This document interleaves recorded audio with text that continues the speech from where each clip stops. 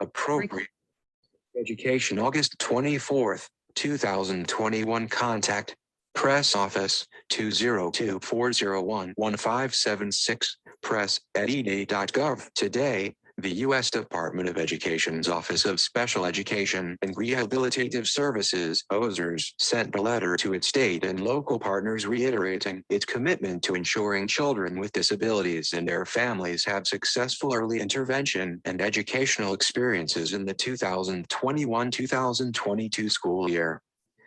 This letter outlines a series of question and answers, Q&As, as children and students return to in-person learning. The Q&As focus on topics to help ensure that, regardless of the COVID-19 pandemic or the mode of instruction, children with disabilities receive a free appropriate public education, FAPE, in accordance with the Individuals with Disabilities Education Act, IDEA, and that infants and toddlers with disabilities and their families receive early intervention services. Serving all children and students with disabilities in our public schools isn't just written into law, it's a moral obligation and strong equitable practice. When we recognize and celebrate these differences as strengths, and when we help all children make progress toward challenging educational goals, everyone benefits, said U.S. Secretary of Education Miguel Cardona. I'm proud that the department is releasing these tools as part of the federal government's important and necessary obligation to IDEA. The Q&As document on child find under Part B of the Individuals with Disabilities Education Act released with the letter is the first Q&A in the series and reaffirms the importance of appropriate implementation of IDEA's child find obligations, which requires the identification, location, and evaluation of all children with disabilities in the states.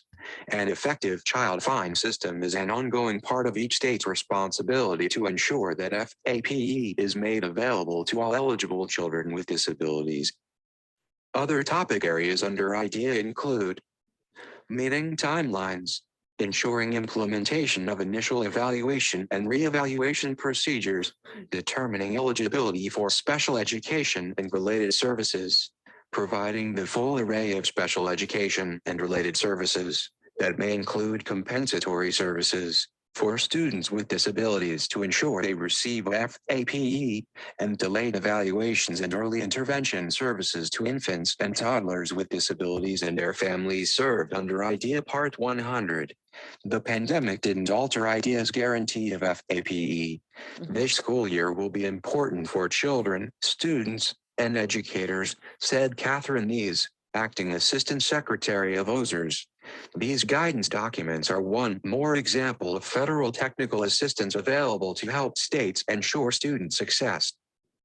Today's announcement underscores the need for the department to continue to provide support to states to ensure they have the information necessary to carry out these important requirements and to make good use of the additional American Rescue Plan, ARP, funds to ensure the full implementation of IDEA requirements. In addition to the resources in today's announcement, the department released the Return to School Roadmap, which provides key resources and supports for students, parents, educators, and school communities to build excitement and confidence in returning to classrooms this school year. The roadmap also outlines how federal funding can support the safe and sustained return to in-person learning and how ARP funds can be used to support these reopening efforts. Tags: Coronavirus Children with Disabilities press releases. How do I find student loans? Forgiveness College Accreditation. Every Student Succeeds Act, ESSA, FERPAF, AFSA 1098, tax forms, more information. Okay. I'm going to stop the share for a minute and then come back in and share the screen because I want to make sure I get it. Good morning. Here we go. I just want everybody to understand the importance of early access for children and the state's responsibility to ensure that access is happening. I was so confused moving here to Clark County, understanding that something happens for the kindergartners and the delay of the start. And the delay of the start, I'm gonna stop the share for a minute. The delay, I'm just talking about how they delay the ability of children to actually start school. And so many Black parents that I met in the Goodwill, well, their children were not even enrolled in school. And I was concerned, and I told them, well, you can enroll in an online school, and it doesn't have to be here in Clark County. Basically, you can enroll in any program that's educational because the law requires compulsory education laws. And that means that we all pay for the public education system. And I guess I'm so frustrated and angry and pissed because I can see the denial of access and the restricted access for public services here that are provided by the federal government. And then the people here, well, they just go knocking at the door and people just leave them out there. And I'm saying, oh, hell no. This is the America that I know. That's why I'm here. And so apparently one of my streams on Facebook offended one of those people and they restricted me again. But guess what? This is America. And I thought you knew. I'm a citizen. And as a citizen, I have the right to do whatever the hell I want to do, as long as I'm not infringing on the rights of others. So these people want to talk about the mask mandate and how they don't want their children wearing the mask, and their children don't have the right to infringe upon the liberties of others. Because if your children is infected, then you go infect other people. And there's just no way. I mean, these people are so disobedient that they can't do this shit for 2 weeks, to try to end the spread of the virus. Oh no, they're going to do what the hell they want to do because we is the people. Well, guess what? When we said we were the people, they bombed cities where Black people were. I mean, the destruction of the Black community is real, as there is no Moulin Rouge here. There is no Cotton Club, but at one time, but still, Negroes would go down there and perform for the white folks and get paid. And then the dollars that they providing for the federal support, everybody pays federal taxes, especially if you make money in Vegas and you make a lot of money. So you pay it. And what happens is, I'm gonna switch cameras and see what happens. Switch cameras. Where's the camera? FaceTime camera. That's it. That's different. But the whole thing is that, I'm just so tired of having to think about how strategic these people are in trying to keep their jobs. I mean, what is FACES? It's an organization that was started by 2 women. And then they employed all their friends and family. And you go on Google, the Google Calendar. And if you sign up for it, you could see the classes that they're giving. But I don't know how many people are technology literate and can even access that shit. They're not doing the work in the schools, no, because they're not teaching anyone. And the power is within the local community to organize and measure the benefit at that local school to demand some level of accountability. But these people don't know shit. I mean, they don't know nothing. I mean, they don't follow any federal guidance. So they're doing whatever they want to do. And they're waking up now. Because just because you've been doing whatever you want to do doesn't mean it's going to continue.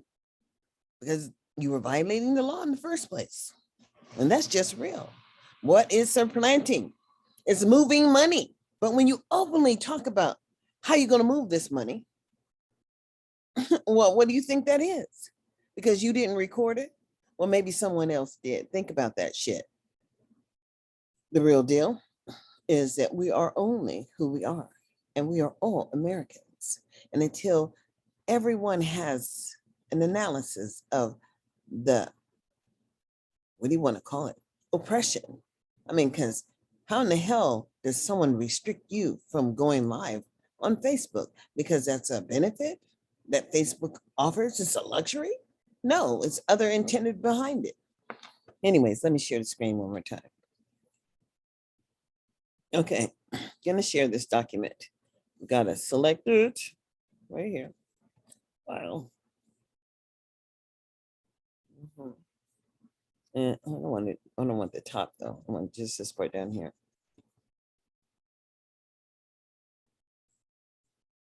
We can go that far. And so,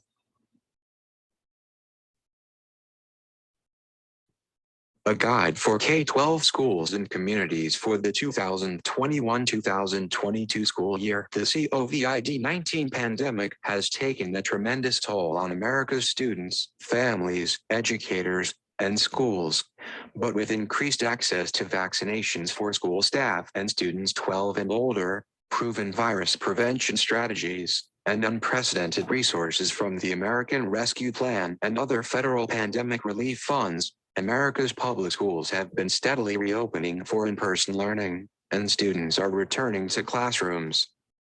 We must continue that progress and provide every student, from every community and background, the opportunity to return to in-person learning full-time this fall. We must keep opening school doors and welcoming students back into classrooms. We must re-engage parents and families as they return to school and return to work. Following more than a year of the pandemic, we must welcome families back in authentically, listen and seek to understand to their concerns, and respond to their needs, so that all families feel comfortable sending their students to school this fall.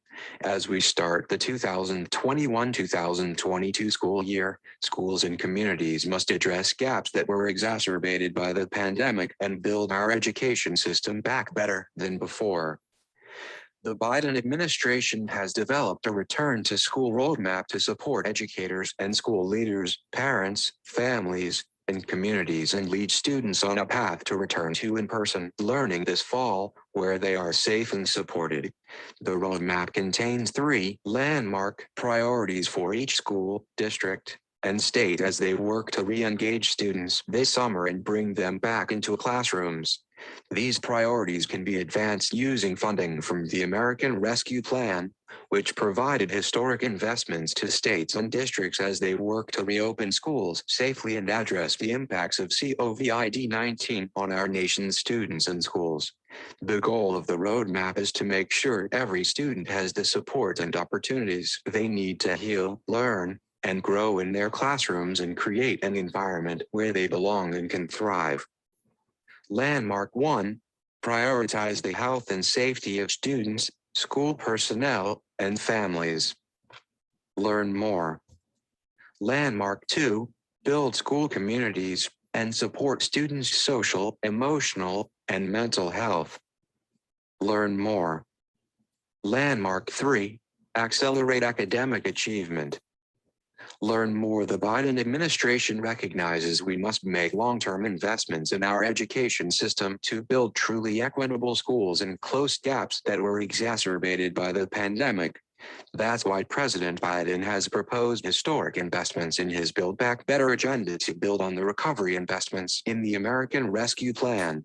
These proposals include providing an additional $20 billion for Title I schools to encourage states to address inequitable school funding systems, pay teachers competitively in high-need schools, and expand access to rigorous coursework, providing an additional $3.1 billion to assist states to improve educational and developmental outcomes for children with disabilities, improving our schools by addressing critical teacher shortages, increasing pipelines for teachers of color, providing training and support to help teachers grow and keep great teachers in the classroom, investing in school infrastructure to rebuild schools in underinvested communities and address health and safety issues beyond ventilation, investing in community schools, which serve as community hubs with wraparound services and supports for families and students, continuing to prioritize students' social, emotional, and mental health needs to support their academic success with the goal of doubling the number of counselors, school psychologists, and social workers. Connect. so I don't think, I know my people really don't understand, but there are a lot of people that don't understand the intent behind public education. And it's not to identify all the shortcomings and then document those shortcomings and then put kids in programs that are not going to lead to uh, a foundational outcome, so that they can be leaders in their local community and that they can raise a family and that they don't have to run off and leave the girl because they got money. They can provide a substantial support for the family, because life requires that you have something to give when you have a child.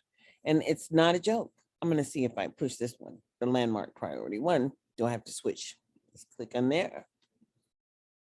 Oh, no, it seems like we're still here. So I'm going to select this text down here and read it to you.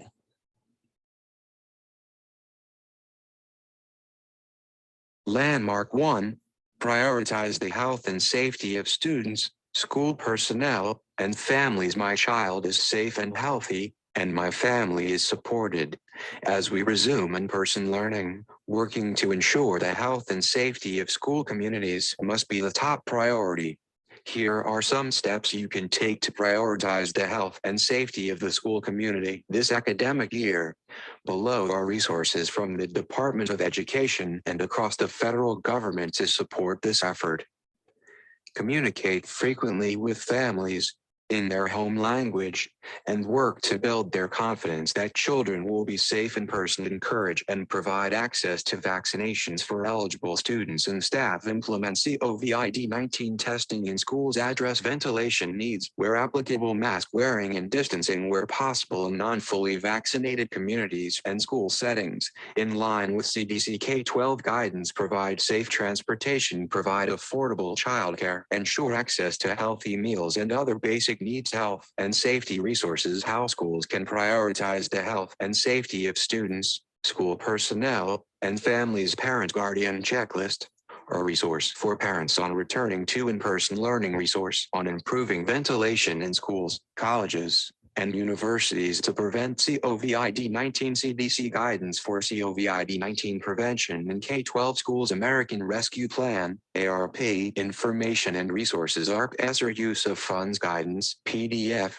877 kilobytes. Department of Education Best Practices Clearinghouse, Safe and Healthy Environments. Department of Education Lessons from the Field, webinar series. Understanding the Federal Retail Pharmacy Program for COVID-19 Vaccination. EDC COVID-19 Handbook, Volume 3, Strategies for Safe Operation and Addressing the Impact of COVID-19 on Higher Education Students, Faculty, and Staff. PDF, 4.9 megabytes. CDC COVID-19 Vaccine Toolkit for institutions of higher education, community colleges, and technical schools. HHS Back to School Public Education Toolkit. HHS Guide to On-Site Vaccination Clinics for School. CDC COVID-19 School Testing Toolkit. Health and safety examples from the field. Schools and districts across the country have deployed innovative strategies to protect the health and safety of their school communities and increase access to vaccinations. Check out a few examples below. Broward County, FL Public Schools, Summer Session Vaccine Clinic. Mercer County, NJ Special Services School District, Accessible Vaccine Clinic for Children with Disabilities. Maine Department of Health and Human Services and Department of Education, Pooled Testing Program. PDF, 165 kilobytes. Ohio Department of Education, Summer Food Service Program. Connect Home Priorities Outreach Tools. Connect.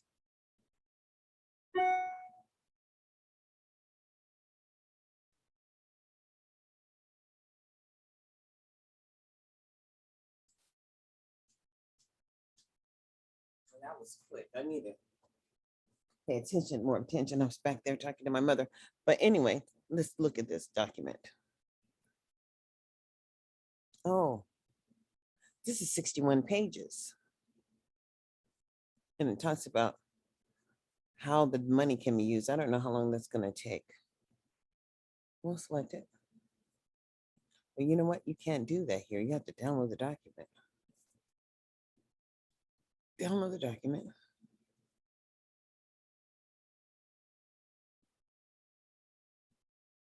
And you have to open it with the system viewer.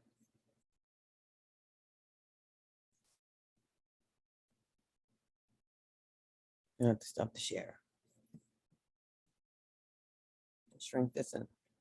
Oh, well, I can't do that right now. Go back here. Go back here. Show it in the Finder, I said.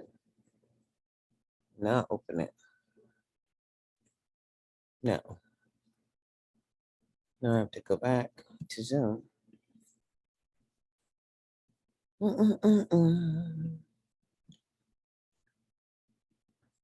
Everything hides in a minute. Yeah, but I think we just need to talk and understand that this is America. America is still America, and nothing changes. Absolutely nothing over time. Open that again.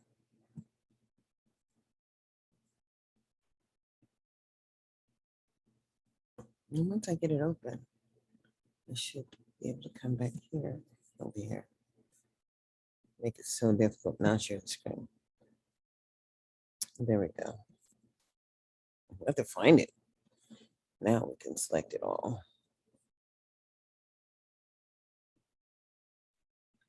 Not yet. Didn't select it yet.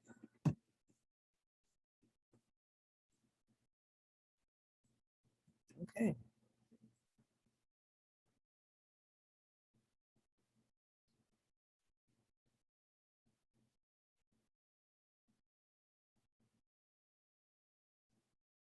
When you understand America, because most people don't. It took me all this time. I'm 63 years old now, but I understand America. And America is to ensure the support and access for the inhabitants of the citizens.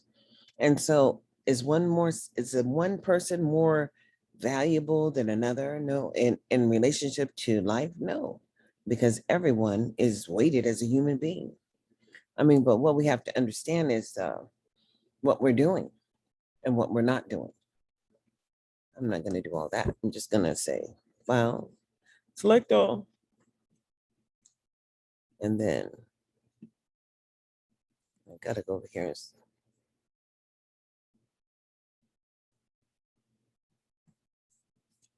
See if I hear anything. I don't hear nothing. So it's not reading. It's recording the. No, I got it. Frequently asked questions. Elementary and secondary school emergency relief programs. Governor's emergency education relief programs. U.S. Department of Education, Washington, Everybody DC needs to understand this. 20,202, May 2021.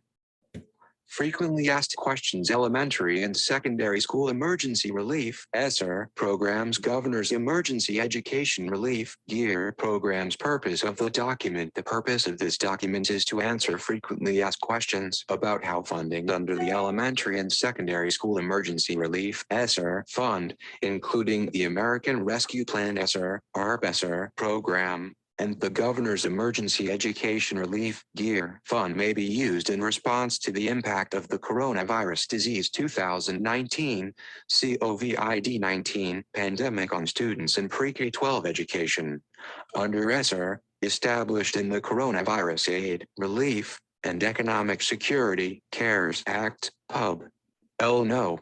116-136, March 27, 2020. And further funded under the Coronavirus Response and Relief Supplemental Appropriations, CRRSA Act, 2021, Pub. L. No.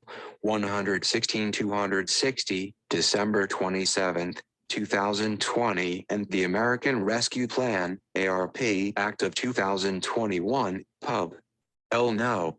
117 to March 11, 2021. The U.S. Department of Education Department awarded grants to state educational agencies (SEAs) for the purpose of providing local educational agencies (LEAs) that receive funds under Part A of Title I of the Elementary and Secondary Education Act of 1965, ESEA, including charter schools that are LEAs, with emergency relief funds to address the impact the COVID-19 pandemic has had and continues to have on elementary and secondary schools across the nation.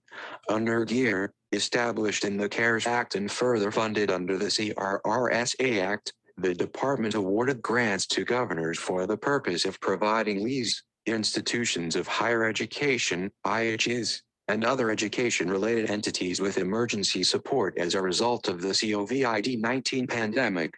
Geared funds for an LEA are intended to support its ability to continue to provide educational services to its students and to support the ongoing functionality of the LEA, other than statutory and regulatory requirements included in the document, such as those pursuant to the authorizing statute and other applicable laws and regulations. The contents of this document do not have the force and effect of law and are not meant to bind the public in any way. This document is intended only to provide clarity to the public regarding existing requirements under the law or agency policies. In addition, it does not create or confer any rights for or on any person. This document contains examples of resources that are provided for the user's convenience. The inclusion of these resources is not intended to reflect their importance, nor is it intended to endorse any views expressed or products or services offered by these entities. These resources may include materials that contain the views and recommendations of various subject matter experts, as well as hypertext links, contact addresses, and websites to information created and maintained by other public and private organizations. The opinions expressed in any of these materials do not necessarily reflect the positions or policies of the department.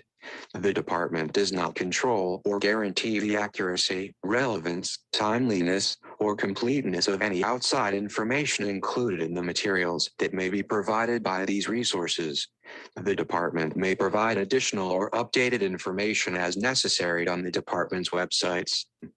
ARP-ESSER https://oes.ed.gov/offices/american-rescue-plan/elementary-rescue-emergency-relief/2 CARES Act and CRRSA Act ESSER https://oes.ed.gov/offices/education-stabilization-fund elementary-secondary-school-emergency-relief-fund/ CARES Act and CRRSA Act Gear https://oes.ed.gov/offices/education-stabilization-fund governors-emergency-education-relief-fund/ If you have questions that are not answered in this document, please email srf@ed.gov for questions related to ESSER or gearf@ed.gov for questions related to Gear.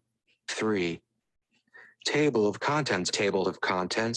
For introduction, 8A. Overview of ESSER and Gear funds. 9A1. What funds are covered in these FAQs? 9 ESSER formula funds to lease. 10A2. How does an SEA allocate ESSER formula funds to lease? 10A3. How may an LEA use ESSER funds? 10A4. Does ARP-ESSER include any new provisions for lease that ESSER I and ESSER II do not? 12A5. Is there a deadline by which an SEA must award ESSER funds to lease? 14A6. May an SEA or state legislature limit NE's use of ESSER formula funds? 15A7. May an SEA or a state legislature limit how long an LEA has to access or spend its ESSER formula funds? 15 ESSER funds reserved at the SEA level. 15A8. May an SEA reserve any ESSER IN2 funds for the C's use? 15A9. May an SEA reserve any ARP-ESSER funds for the C's use? 15A10. What does it mean for a program to be evidence-based? 16A11. Must an SEA engage in meaningful consultation before determining how to use the ARP-ESSER funds it reserves? 17A12. How may an SEA use its ESSER C reserve funds? 17 Gear. 17A13. Which entities may receive emergency grants from a governor through the Gear Fund? 17A14. Is a governor required to award Gear funds to each category of eligible entities, i.e., LEAs, IHs, and education-related entities? 18A15. How may an LEA use Gear funds? 18 Other provisions. 18A16. Do the requirements in the Uniform Guidance apply to ESSER and Gear funds? 18A17. May ESSER and year funds be used in combination with, braided with other funding? 1918. Is there a supplement not supplant requirement for ESSER and year funds? 20A19. Do CARES Act funds need to be obligated prior to obligating CRRSA Act and ARP Act funds? 2820. Do the Buy American Act provisions apply to ESSER and year? 2821. May ESSER and year funds be used to improve cybersecurity? 21A22. May an SEA or LEA use ESSER and year funds to develop or implement an innovative approach to providing instruction to accelerate learning and mitigate the effects of lost instructional time for those students most impacted by the COVID-19 pandemic? 21.4. Be reopening schools safely and promoting the health and safety of students, staff, and the school community. 22B1. What resources are available to support the safe reopening and sustained operations of schools? 22B2. Is COVID-19 testing for students and LEA staff an allowable use of ESSER and gear funds? 22B3. May ESSER and year funds be used to provide COVID-19 vaccinations to LEA teachers, staff, and eligible students? 23B4. May ESSER and year funds be used for personal protective equipment, PPE, cleaning and sanitizing materials, and related supplies necessary to maintain school operations during and after the COVID-19 pandemic? 23B5. How might an LEA use ESSER and geared funds to engage stakeholders to build confidence in an ELEA's plan for safe return to in-person instruction and continuity of services? 23B6. May ESSER and year funds be used for construction? 24B7. May ESSER and year funds be used for renovation, including for such projects as making improvements to a school facility to improve indoor air quality, such as heating, ventilation, and air conditioning, HVAC systems, and projects that would promote social distancing and safe in-person instruction? 26B8. May an LEA use ESSER and geared funds to purchase trailers or modular units? 27 degrees Celsius. Advancing educational equity in COVID-19 response. 28 overall equity considerations. 28C1. What should each state and LEA consider in order to ensure that ESSER and geared funds are equitably allocated among schools? 28C2. How may an LEA use ESSER and year funds to support students who have lost instructional time due to the COVID-19 pandemic? 29C3. How may an LEA use ESSER and gear funds to support students' social, emotional, mental health, and academic needs, including by hiring support personnel such as nurses, counselors, and social workers? 29. Focusing on student groups most impacted by the pandemic. 30C4. How may an LEA use ESSER and geared funds to support English learners, also referred to as multilingual learners? 30C5. How may an LEA use ESSER and gear funds to support the needs of children with disabilities under the IDEA? 31C6. How may an LEA use ESSER and year funds to support students with disabilities who are not IDEA eligible but who receive services in accordance with the Section 504 plan? 35C7. How may ESSER and year funds be used to support students experiencing homelessness? 35C8. How may an LEA use ESSER and gear funds to serve children and youth in foster care? 36C9. How may an LEA use ESSER and gear funds to support migratory students? 37C10. How may ESSER and gear funds support students who are in correctional facilities, including those who are served under the Title I, Part 500 programs for students who are neglected, delinquent, or at risk? That's right.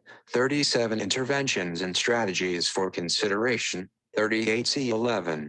How may an LEA use ESSER and geared funds to address chronic absenteeism? 38.5. C12. How may an SEA or LEA use ESSER and geared funds to improve its data systems and its transparency when reporting to the public? 38C13. How may an LEA use ESSER and GEAR funds to support full-service community schools? 39C14. How may an LEA use ESSER and GEAR funds to support mental health services for students and educators facing COVID-19 pandemic-related trauma? 39C15. How may an LEA use ESSER and GEAR funds to support evidence-based literacy programs? Point 40C16. May an LEA use ESSER and GEAR funds to provide meals for students? 40C17. How may an LEA use ESSER and GEAR funds to specifically support high school seniors? 41C18. May an LEA use ESSER and GEAR funds to support students who graduated high school in the class of 2020 and students who will graduate in 2021 who have not yet successfully transitioned to college or careers? 41C19. May an LEA use ESSER and GEAR funds to support distance learning, including the purchase of educational technology for student use? 41C20. May an LEA use ESSER and GEAR funds for a pre-kindergarten or other early childhood education program? 42C21. May ESSER and GEAR funds be used to serve adults, including English learners, who are eligible to be served under the Adult Education and Family Literacy Act? 42C22. May ESSER and GEAR funds be used for career and technical education? 43C23. May ESSER and GEAR funds be used to re-engage students who have not been able to participate in person and go remote instruction during the COVID-19 pandemic? 43C24. May ESSER and GEAR funds be used to implement community violence intervention strategies? 44 Summer Learning and Enrichment. 44C25. What kinds of summer programs may ESSER and GEAR funds support? 44C26. May ESSER and GEAR funds be used for summer job or service learning programs for high school students? 45C27. Do federal procurement requirements permit non-competitive procurements, if necessary, to enable an SEA or LEA to use ARP ESSER funds to operate a summer enrichment program in 2021? 45D. Using ESSER and GEAR funds to support educators and other school staff? 4061. May an LEA use ESSER and GEAR funds to stabilize and support the educator workforce? 4062. May an LEA use ESSER and GEAR funds to hire additional health support staff? 4063. Must an entity that receives ESSER or GEAR funds under the CARES Act or CRRSA Act continue to pay employees and contractors to the greatest extent practicable during the period of any disruptions or closures related to COVID-19? 4064. May an LEA use ESSER and GEAR funds to pay overtime to its salaried custodians and other staff in order to prepare for a safe reopening of schools and sustain safe school operations? 4075. May an LEA use ESSER and GEAR funds to provide child care services or instructional supervision to the children of teachers and other staff in order to enable them to return to their teaching or other school responsibilities? 47D6. May an LEA use ESSER and GEAR funds to provide premium pay or other additional compensation for teachers, principals, and other school personnel, including school nutrition staff and custodians? 47.6. D7. May an LEA that has experienced significant unbudgeted increases in unemployment costs use ESSER and GEAR funds to pay for those costs? 4070. Additional fiscal considerations. 48 timelines for obligating funds. 4081. What is the timeline for a governor, SEA, or LEA to obligate funds under ESSER and GEAR? 4082. What is the timeline for a governor, SEA, or LEA to obligate funds under ESSER the second and GEAR the second? 4083. What is the timeline for an SEA or LEA to obligate funds under ARP ESSER? 48. Administrative funds and indirect costs. 4094. May a governor or SEA reserve ESSER or GEAR funds for administrative costs? 4095. May an LEA use ESSER or GEAR funds to defray the cost of administering the program? 4096. May a governor or SEA determine what constitutes a reasonable and necessary amount of funds necessary for an LEA to effectively administer the program? 4097. May an SEA or LEA consolidate ESSER and GEAR administrative funds? 4098. May an LEA charge indirect costs to its ESSER or GEAR fund subgrant?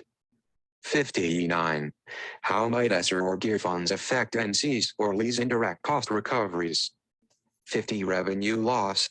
51E10.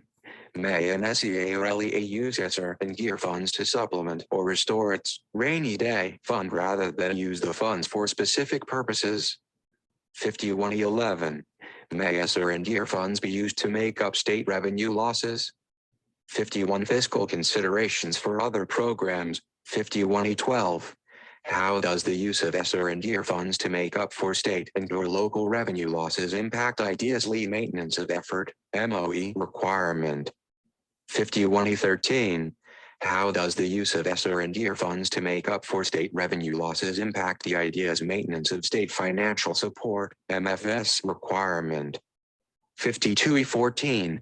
How does the use of ESSER and GEAR funds to make up for state and/or local revenue losses impact the LEMO requirement in Section 8521 of the SEA?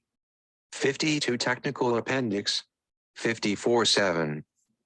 Introduction. The CARES Act, CRRSA Act, and ARP Act provide vital support to states, LEAs, and schools as they work to reopen schools safely, maximize in-person instructional time, and address the impact of the COVID-19 pandemic on students, educators, and families.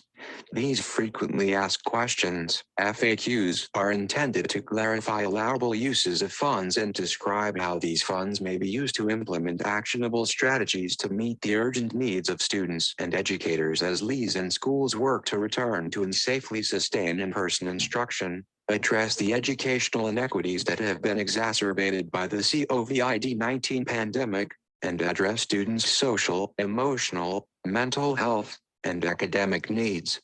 The document is divided into the following sections: A. Overview of ESSER and GEAR funds. B. Reopening schools safely and promoting the health and safety of students, staff, and the school community. C. Advancing educational equity in COVID-19 response. D. Using ESSER and GEAR funds to support educators and other school staff. E. Additional fiscal considerations.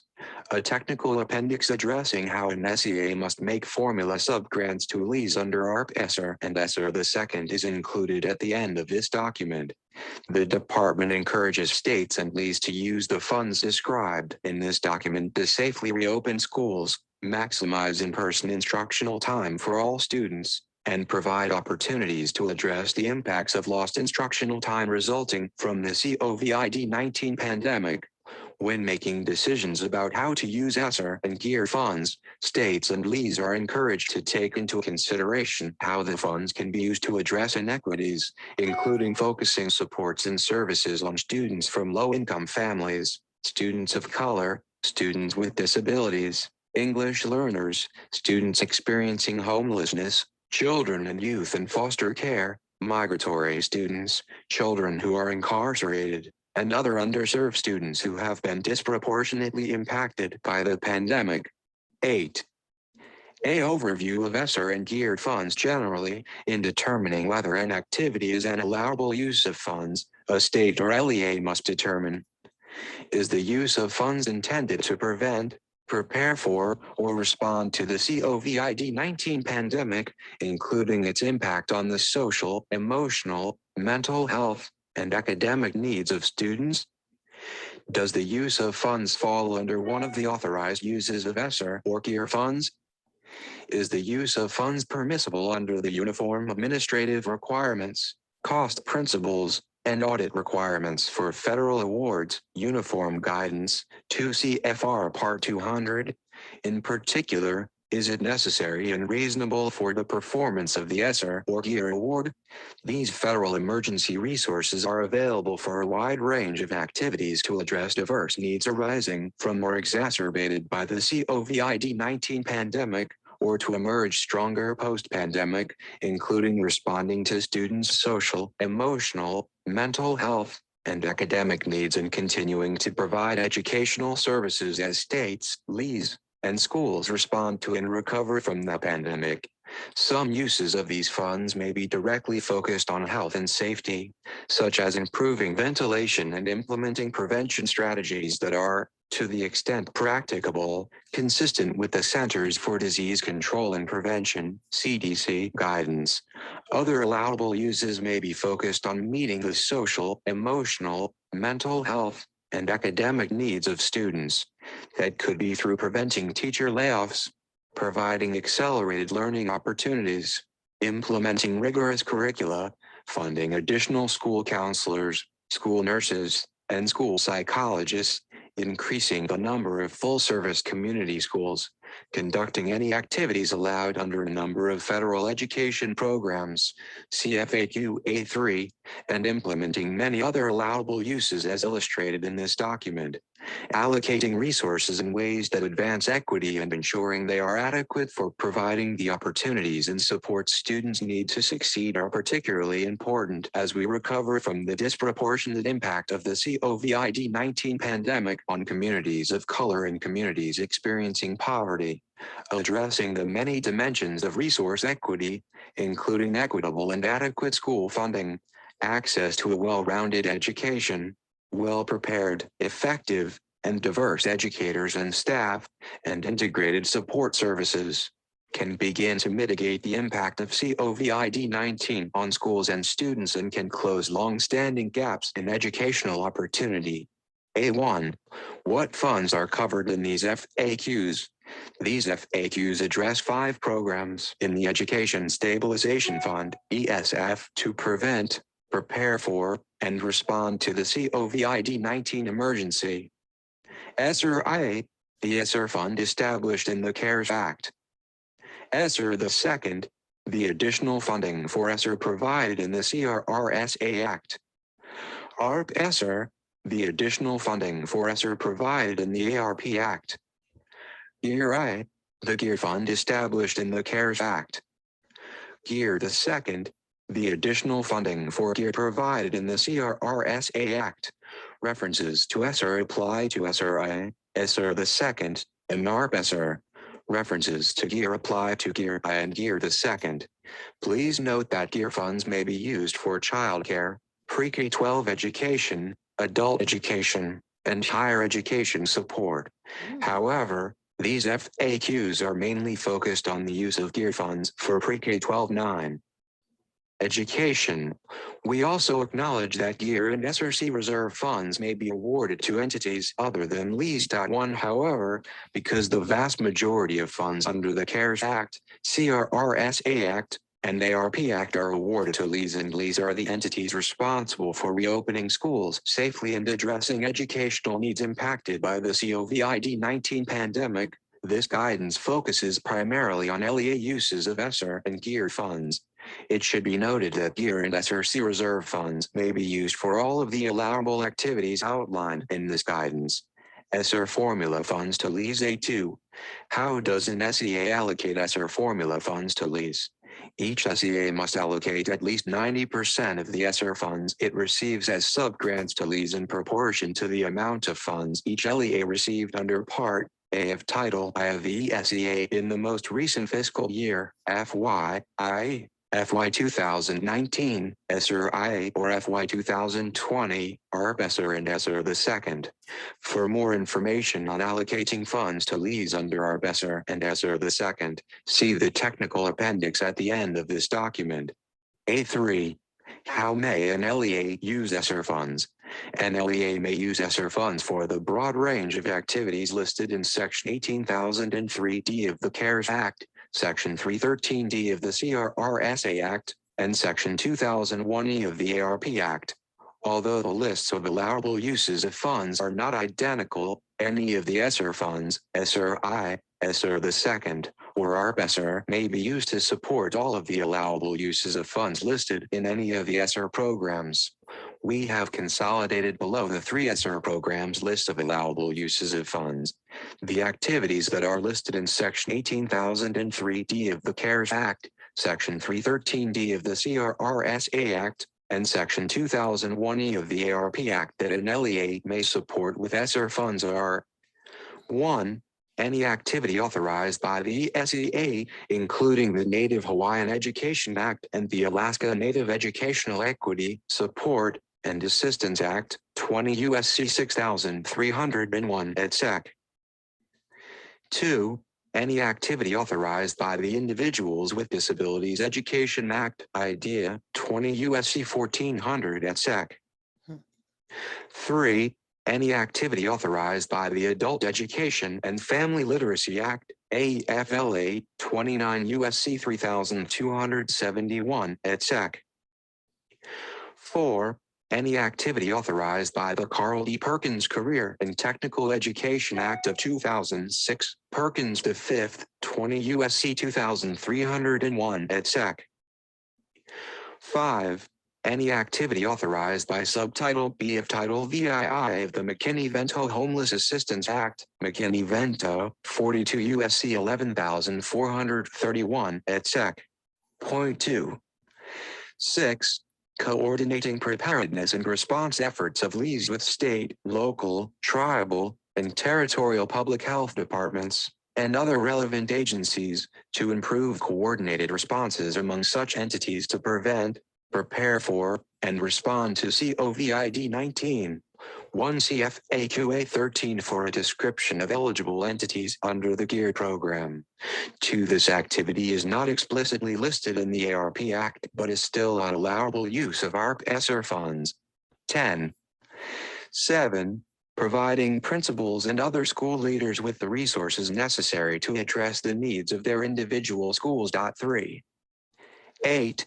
Activities to address the unique needs of low-income children or students with disabilities, for English learners, racial and ethnic minorities, students experiencing homelessness, and children and youth in foster care, including how outreach and service delivery will meet the needs of each population. I'm trying to understand that. 9.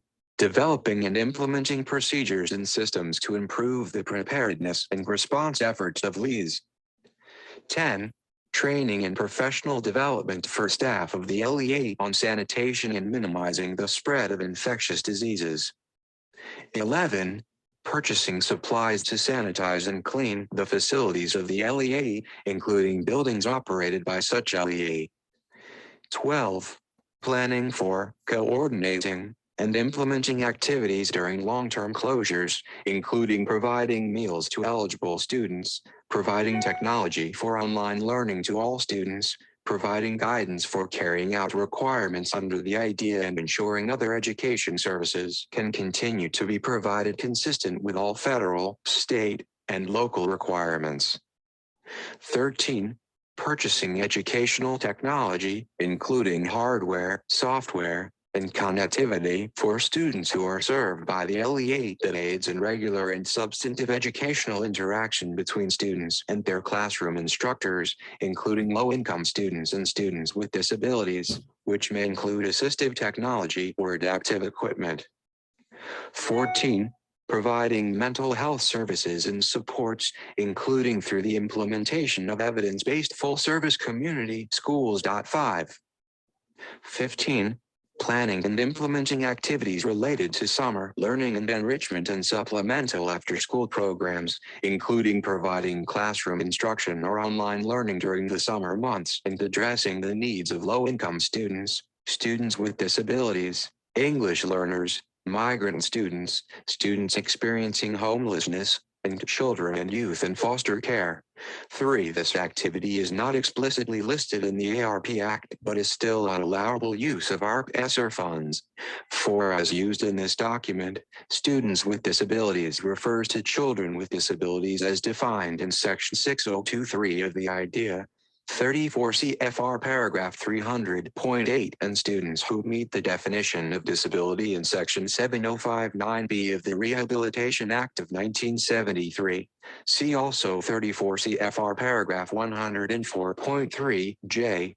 Although the CARES CRRSA, and ARP Acts use the term children with disabilities with respect to the allowable activity of providing activities to address the unique needs of certain groups of students. ESSER funds may be used to support students with disabilities under both the IDEA and Section 504 of the Rehabilitation Act of 1973.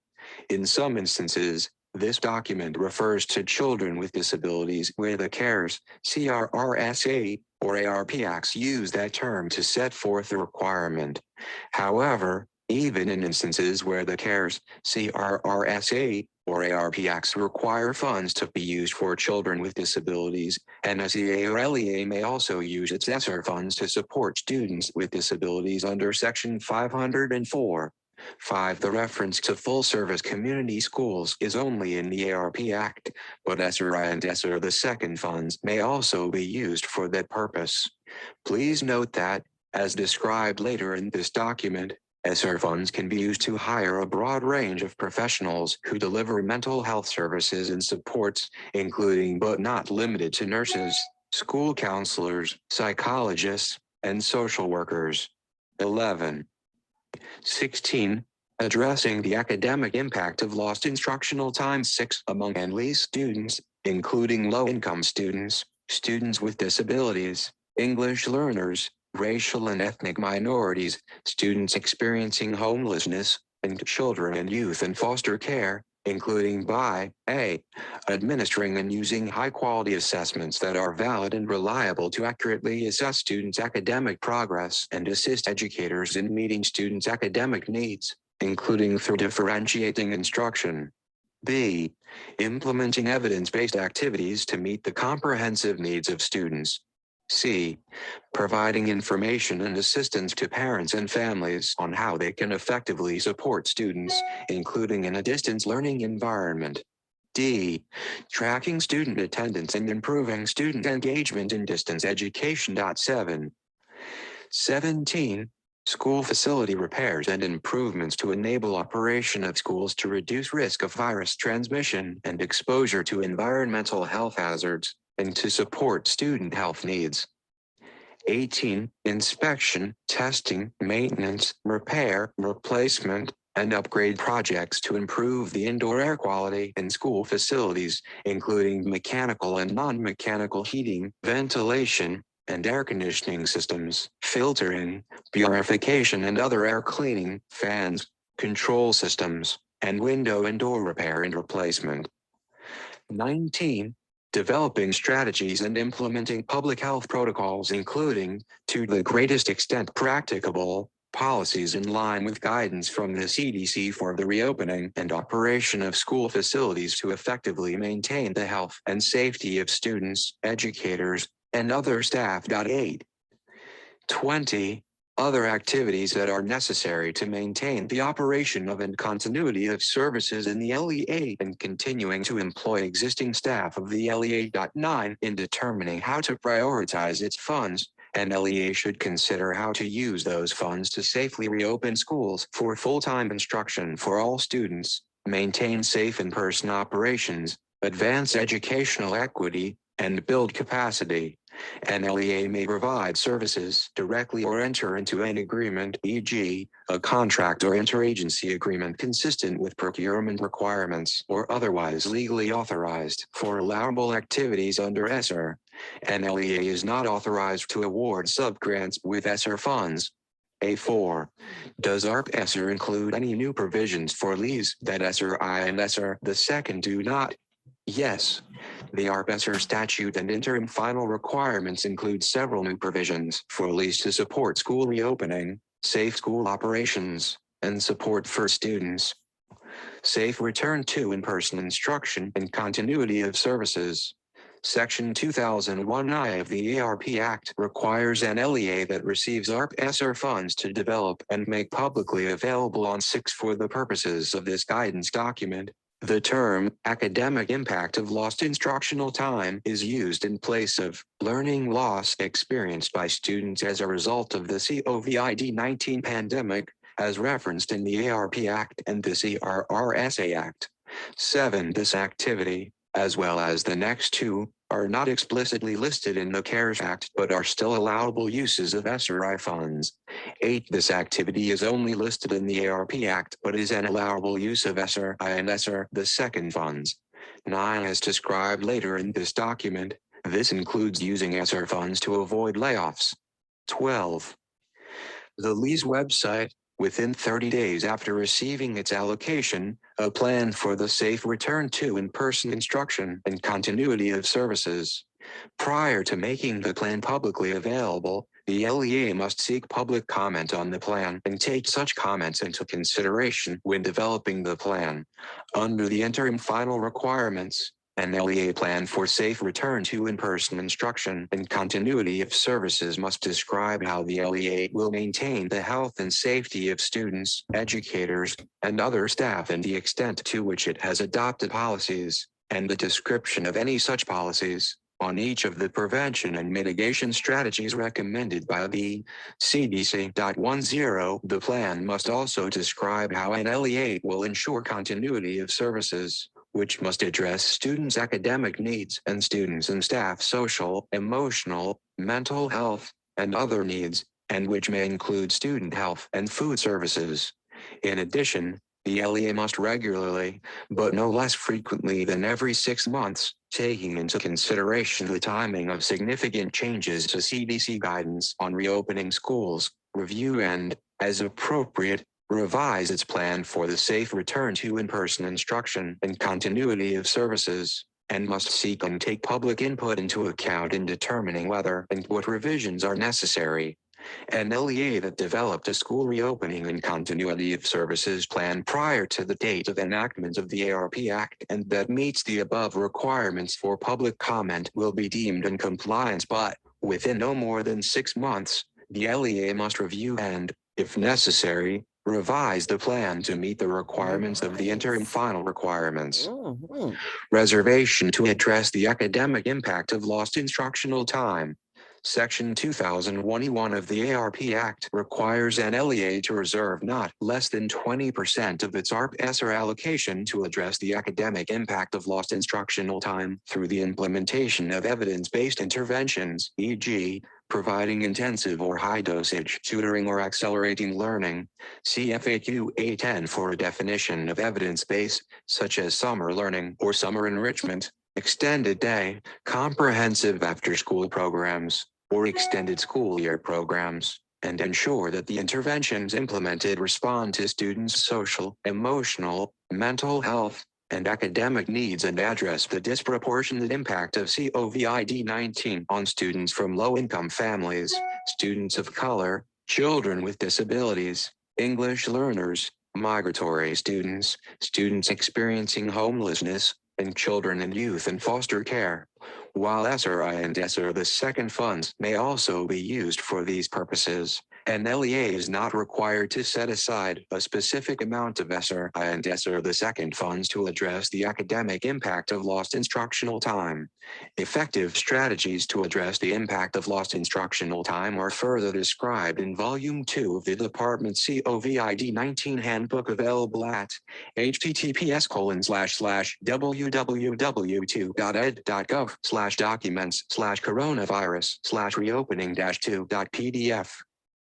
Maintenance of equity for high poverty schools. Section 2004C of the ARP Act stipulates that an LEA, as a condition of receiving ARP-ESSER funds, may not, in FY 2022 or 2023, reduce the combined state and local per pupil funding for any high poverty school served by the LEA by an amount that exceeds the total reduction in LEA funding from combined state and local funding, if any, for all schools served by the LEA in such case. Specifically, the LEA plan must address the extent to which it has adopted policies, and the description of any policies, on each of the CDC's recommendations on universal and correct wearing of masks, modifying facilities to allow for physical distancing, e.g., use of cohort spotting, hand washing and respiratory etiquette, cleaning and maintaining healthy facilities, including improving ventilation, contact tracing in combination with isolation and quarantine, in collaboration with the state, local, territorial, or tribal health departments, diagnostic and screening testing, efforts to provide vaccinations to school communities, appropriate accommodations for students with disabilities with respect to health and safety policies, in coordination with state and local health officials. 13.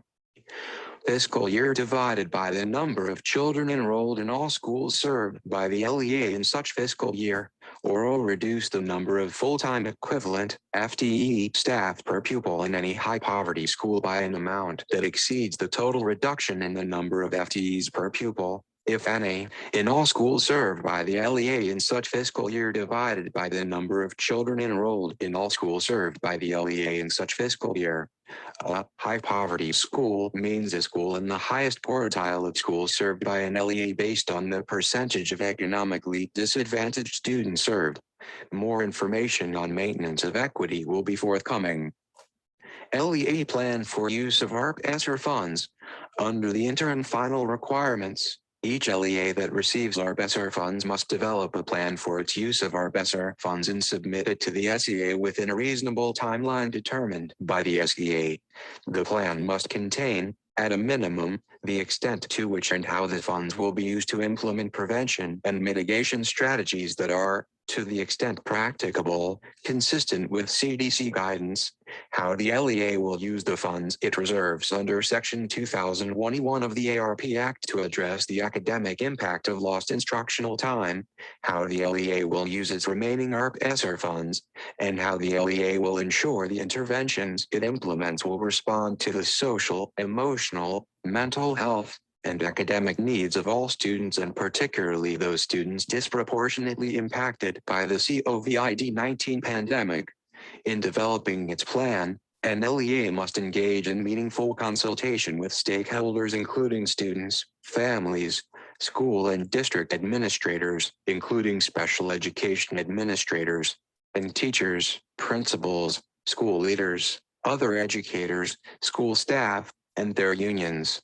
An LEA must also engage in meaningful consultation with each of the following to the extent present in or served by the LEA: tribes, civil rights organizations, including disability rights organizations, and stakeholders representing the interests of children with disabilities, English learners, children experiencing homelessness, children and youth in foster care, migratory students, children who are incarcerated, and other underserved students.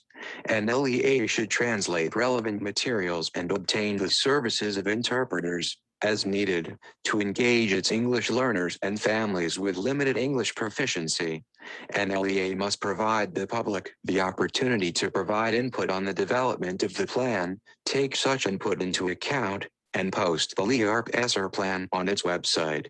The interim final requirements, which contain information on the LEA plan, can be accessed at https://www.federalregister.gov/public-inspection/2021-0835-American-Rescue-Plan-Act-Elementary and Secondary School Emergency Relief Fund. A5. Is there a deadline by which an SEA must award ESSER funds to LEAs? Yes. An SEA must award ESSER I and ESSER II funds within 1 year of receiving the award, pursuant to Section 18,003 F of the CARES Act and Section 313G of the CRRSA Act. Given that these funds are intended to address urgent needs arising from the COVID-19 pandemic, SEAs are urged to award funds to LEAs as expeditiously as possible.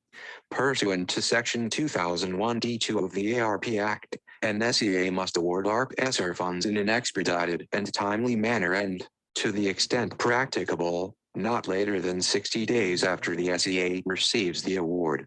An SEA that is not able to allocate such funds within 60 days because it is not practicable, e.g., because of pre-existing state board approval requirements, must provide an explanation to the department within 30 days of receiving each portion of its ARP-ESSER funds, including a description of specific actions the SEA is taking to provide ARP-ESSER funds to LEAs in an expedited and timely manner, and the SEA's expected timeline for doing so.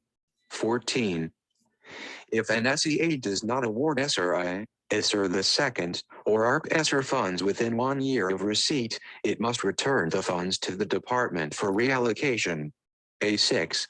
May an SEA or state legislature limit NLE's use of ESSER formula funds? No. Section 18,003D of the CARES Act, Section 313D of the CRRSA Act, and Section 2001E2 of the ARP Act permit an LEA to use ESSER funds for a broad range of allowable activities. Each section authorizes an LEA to use ESSER funds for any of the following activities. Accordingly, neither an SEA nor a state legislature has the authority to limit NLE's use of ESSER formula funds. An SEA may require LEAs to include information in their applications about how they intend to use the funds, consistent with the SEA's regular practices or state law, as long as it does not limit how the LEAs use their funds. A7. May an SEA or state legislature limit how long an LEA has to access or spend its ESSER formula funds? No.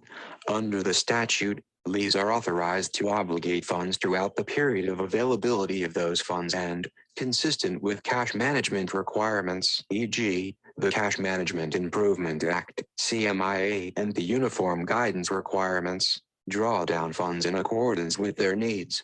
ESSER funds reserved at the SEA level A8. May an SEA reserve any ESSER IN2 funds for the SEA's use? Yes.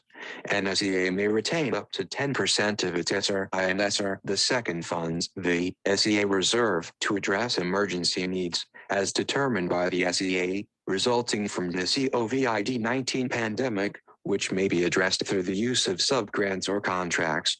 An SEA may reserve 1/2 of 1% or less of its total ESSER and ESSER the second allocations for administrative costs, including both direct and indirect administrative costs. This reservation must come from the SEA reserve. See FAQs E4 through E9 for more information on administrative funds. Unlike ARP ESSER funds, CFAQ A9, however, an SEA is not required to retain any ESSER or ESSER the second funds at the state level. A9. May an SEA reserve any ARP ESSER funds for the SEA's use? Yes.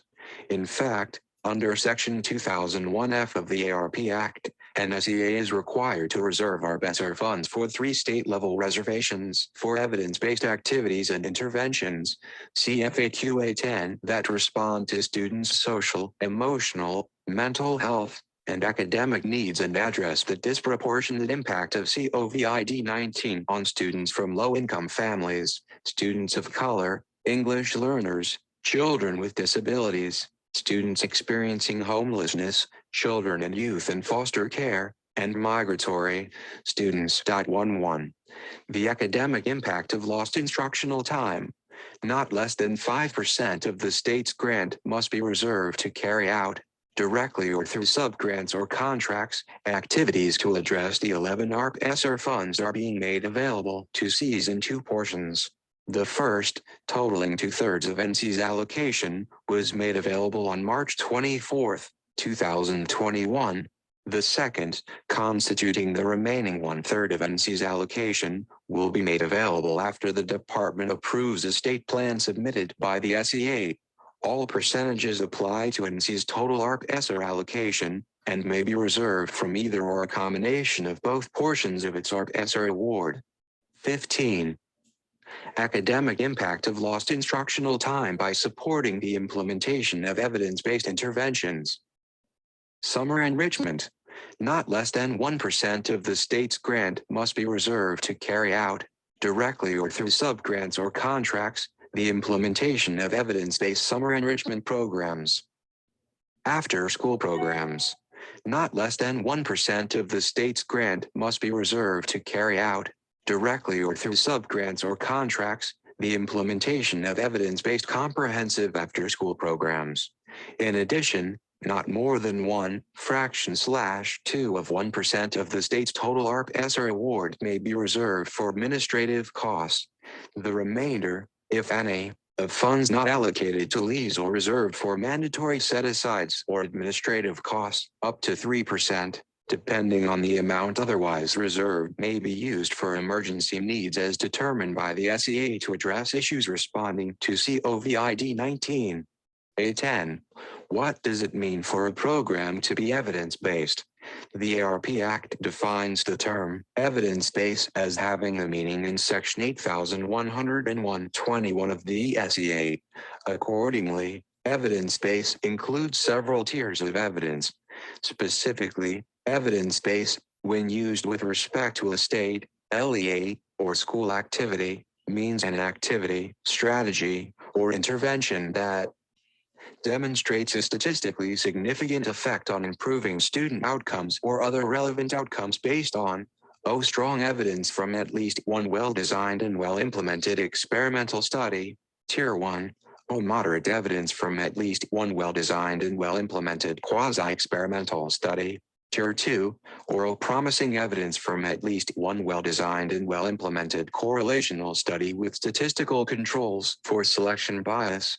Tier 3, demonstrates a rationale based on high-quality research findings or positive evaluation that such activity, strategy, or intervention is likely to improve student outcomes or other relevant outcomes and includes ongoing efforts to examine the effects of such activity, strategy, or intervention. Tier 4. Given the novel context created by the COVID-19 pandemic, an activity need not have generated such evidence during the COVID-19 pandemic to be considered evidence-based.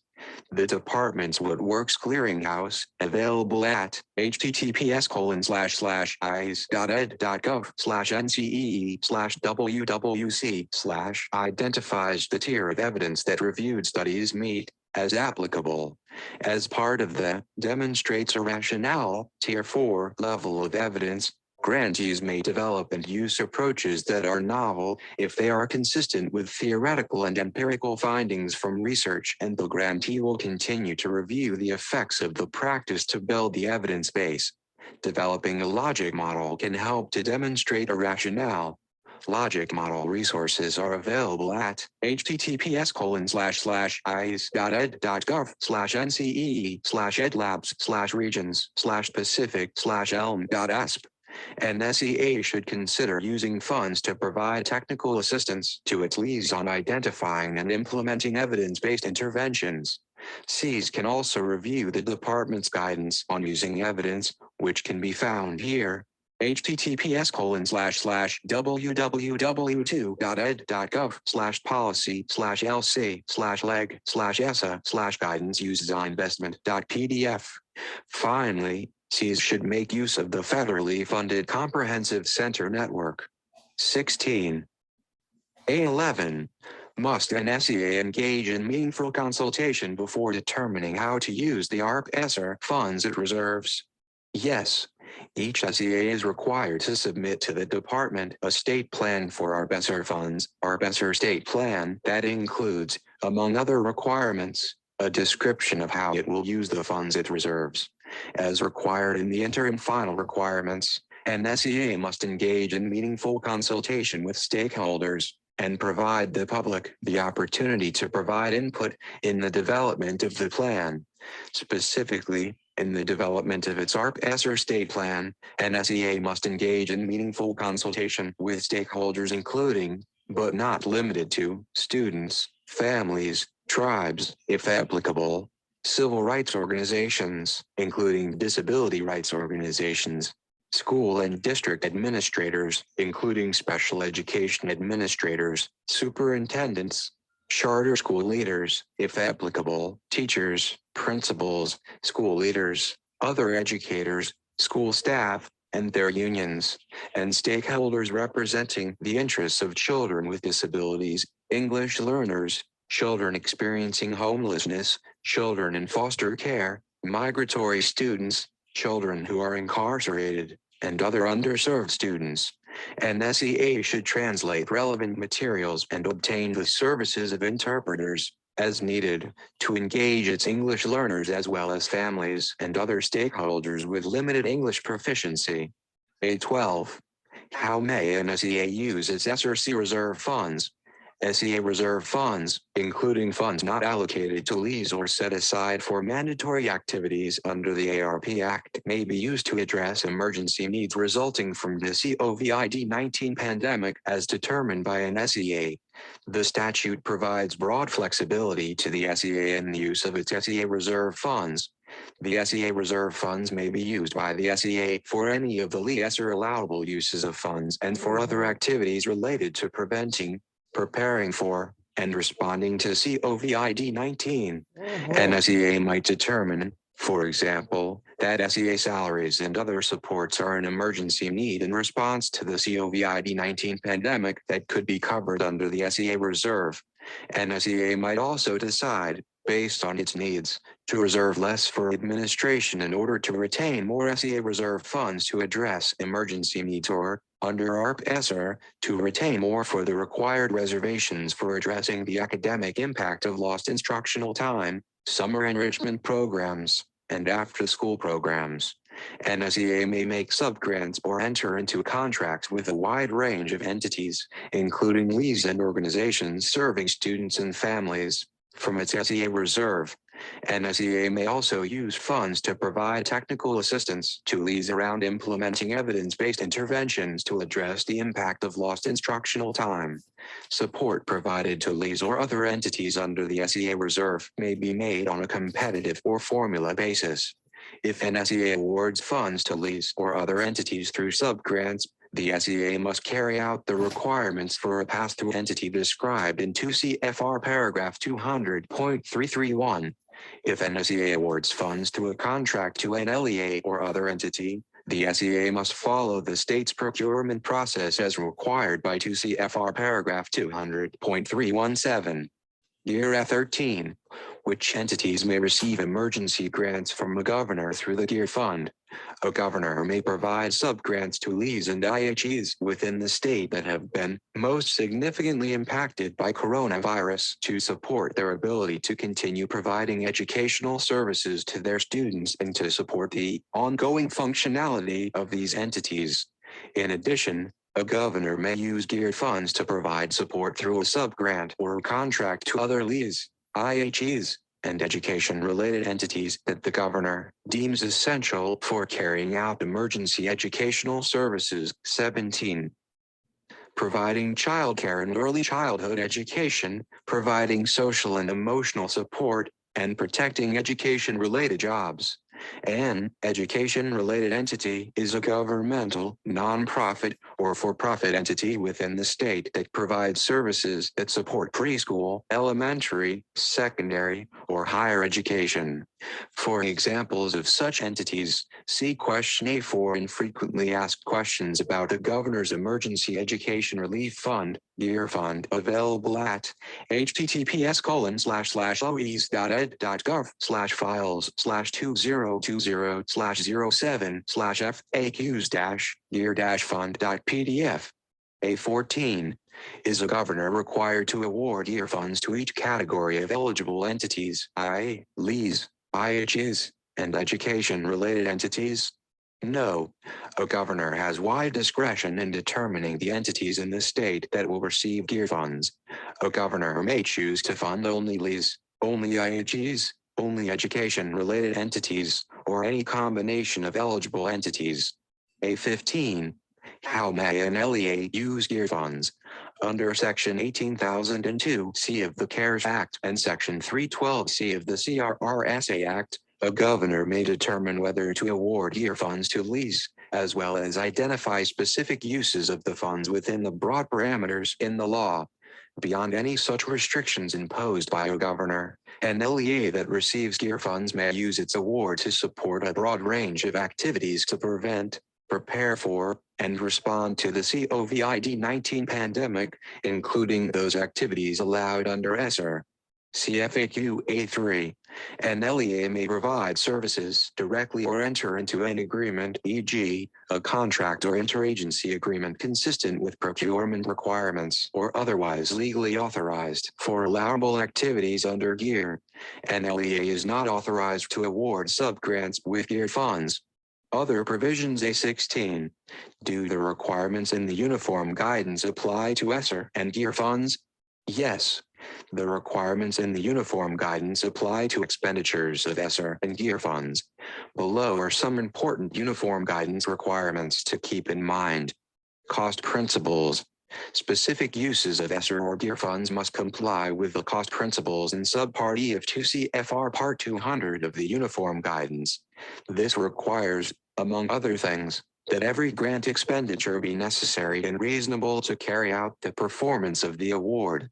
C2 CFR paragraph 200.403 200.404. Consistent with requirements in the cost principles, all expenditures must be properly documented. C2 CFR paragraph 200.403 G. Pre-award costs. The uniform guidance at 2 CFR paragraph 200.458 specifies that pre-award costs, i.e. those costs incurred prior to the effective date of the federal award or subaward, are only allowable with prior written approval.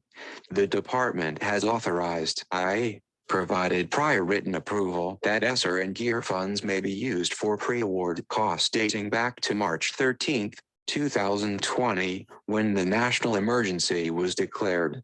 Time distribution records.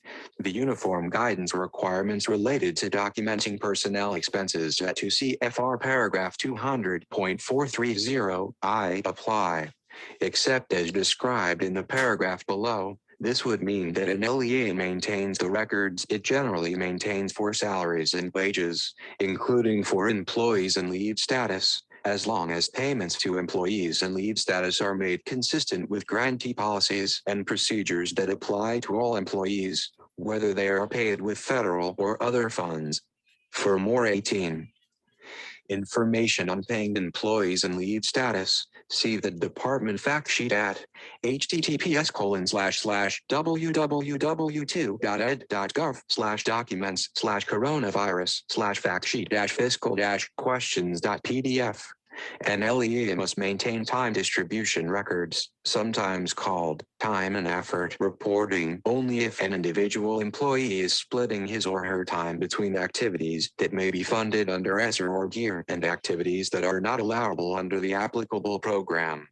However, it is likely there will be very few situations in which an employee of an LEA would perform multiple activities where some are not allowable under ESSER or GEAR, and thus would be required to maintain time distribution records. Given that an LEA is authorized to use funds on activities that are necessary to maintain the operation of and continuity of services in an LEA and continuing to employ existing staff of the LEA in order to prevent, prepare for, and respond to the COVID-19 pandemic. Cash management. ESSER and GEAR grantees, in their role as stewards of federal funds, must comply with the requirements under the CMIA implementing regulations at 31 CFR Part 205 and the Uniform Guidance 2 CFR Part 200. In particular, the CMIA requires that a state limit the amount of funds transferred to the minimum required to meet the state's actual and immediate cash needs. See 31 CFR paragraph 205.11b. In addition, subgrantees, including LEAs, must minimize the time elapsing between the transfer of funds from the state and disbursement by the subgrantee. See 2 CFR paragraph 200.305b. Construction. Approved construction projects must comply with applicable uniform guidance requirements, as well as the department's regulations regarding construction at 34 CFR paragraph 76.600. As is the case with all remodeling or construction contracts using laborers and mechanics financed by federal education funds, an LEA that uses ESSER or GEAR funds for minor remodeling, renovation, repair, or construction contracts over $2,000 must meet all Davis-Bacon prevailing wage requirements and include language in the contracts that all contractors or subcontractors must pay wages that are not less than those established for the locality of the project. Prevailing wage rates. See 20 U.S.C. 1232B Labor Standards. See also FAQB 6. Prior approval. In addition to pre-award costs discussed above, The Uniform Guidance at 2 CFR paragraph 200.407 requires prior written approval from either the department or the state, governor or SEA, as applicable for certain costs, such as the purchase of real property, equipment and other capital expenditures, entertainment costs, and travel costs. A17. May ESSER and GEAR funds be used in combination with, braided with other funding? Yes, ESSER and GEAR funds may be used in combination with, but not blended with, funding under ESEA, IDEA, AEFLA, Perkins V, and McKinney-Vento, or any other education funds. Therefore, an SEA or LEA may use ESSER and GEAR funds to expand participation in an activity or services it is currently conducting or plans to conduct under these programs. Braiding funds occurs when different funding streams are used together to leverage the support provided for different needs for educators and students while maintaining documentation to support the charging and allocation of costs to multiple separate funding streams or programs. As specified in the Uniform Guidance at 2 CFR paragraph 200.405 d, if a cost benefits two or more projects or activities in proportions that can be determined without undue effort or cost, the cost must be allocated to the programs or activities based on the proportional benefit. Additionally, each funding stream maintains its identity and continues to be subject to the relevant statutory requirements, including eligibility criteria and scope of authorized activities. With the exception of consolidating administrative funds, CFAQ E7, or consolidating funds in a school-wide program, see supporting school reform by leveraging federal funds in a school-wide program, September 2016 at 19. https://www.ed.gov/policy/lc/essa/leg/esse/WPGUID/NCE9192016.pdf. ESSER and GEAR funds do not lose their individual identity when braided. A18. Is there a supplement not supplant requirement for ESSER and GEAR funds? No. The ARP Act, the CRRSA Act, and the CARES Act, however, include detailed provisions requiring states to maintain effort for elementary and secondary education and higher education. See the Maintenance of Effort FAQs. Maintenance of effort provisions are designed to keep states from substantially reducing their support for K-12 education and higher education. While these acts do not address maintenance of effort requirements associated with other federal funds, such as those for IDEA and ESEA, states and LEAs must be mindful that these requirements continue to apply. In addition, the ARP Act includes maintenance of equity requirements for both states and LEAs, which will be described in greater detail in separate department guidance. CFAQ A4. A19. Do CARES Act funds need to be obligated prior to obligating CRRSA Act and ARP Act funds? No. All three funding streams are available now to meet the needs of students. However, grantees should be mindful that each funding stream has a different period of fund availability. CFAQs E1, E2, and E3. A20. Do the Buy American Act provisions apply to ESSER and GEAR? The Buy American Act does not apply to the ESSER or GEAR grants. However, awards made under the CRRSA Act and ARP Act, i.e., ESSER the second, GEAR the second, and NARP ESSER awards are subject to 2 CFR paragraph 200.322, a new regulation that applies to federal grants made after November 12, 2020. It establishes domestic preferences for procurements under federal grants that are subject to the Uniform Guidance. The text of the regulation follows. 2 CFR paragraph 200.322 domestic preferences for procurements. A, as appropriate and to the extent consistent with law, the non-federal entity should, to the greatest extent practicable under a federal award, provide a preference for the purchase, acquisition, or use of goods, products, or materials produced in the United States, including but not limited to iron, aluminum, steel, cement, and other manufactured products. The requirements of this section must be included in all subawards, including all contracts and purchase orders for work or products under this award. B. For purposes of this section, 1. Produced in the United States means, for iron and steel products, that all manufacturing processes, from the initial melting stage through the application of coatings, occurred in the United States. 2. Manufactured products means items in construction and materials composed in whole or in part of non-ferrous metals such as aluminum, plastics and polymer-based products such as polyvinyl chloride pipe, aggregates such as concrete, glass, including optical fiber, and lumber. 20. 821. May ESSER and GEAR funds be used to improve cybersecurity? Yes. If a school, LEA, or state is improving cybersecurity to better meet educational and other needs of students related to preventing, preparing for, or responding to COVID-19, it may use ESSER or GEAR funds.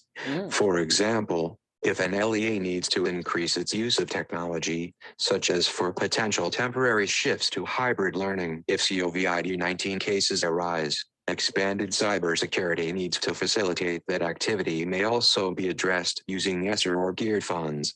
822. May an SEA or LEA use ESSER and GEAR funds to develop or implement an innovative approach to providing instruction to accelerate learning and mitigate the effects of lost instructional time for those students most impacted by the COVID-19 pandemic? Yes. An SEA or LEA may use ESSER and GEAR funds to develop or implement an innovative approach to providing instruction to accelerate learning and mitigate the effects of lost instructional time for students most impacted by the COVID-19 pandemic. To the extent an innovative approach is evidence-based, an LEA may use the ARP ESSER funds it reserves to implement the innovative approaches to address the impact of lost instructional time.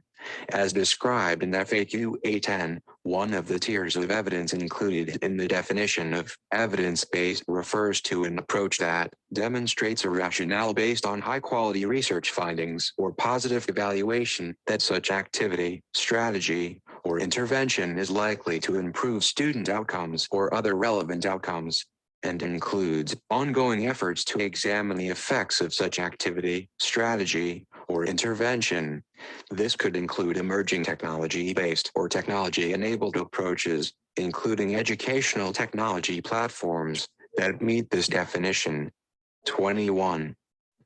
Be reopening schools safely and promoting the health and safety of students, staff, and the school community. B1. What resources are available to support the safe reopening and sustained operations of schools? ESSER and GEAR funds may be used to develop strategies and implement public health protocols, including, to the greatest extent practicable, policies in line with guidance from the CDC for the reopening and operation of school facilities to effectively maintain the health and safety of students, educators, and other staff.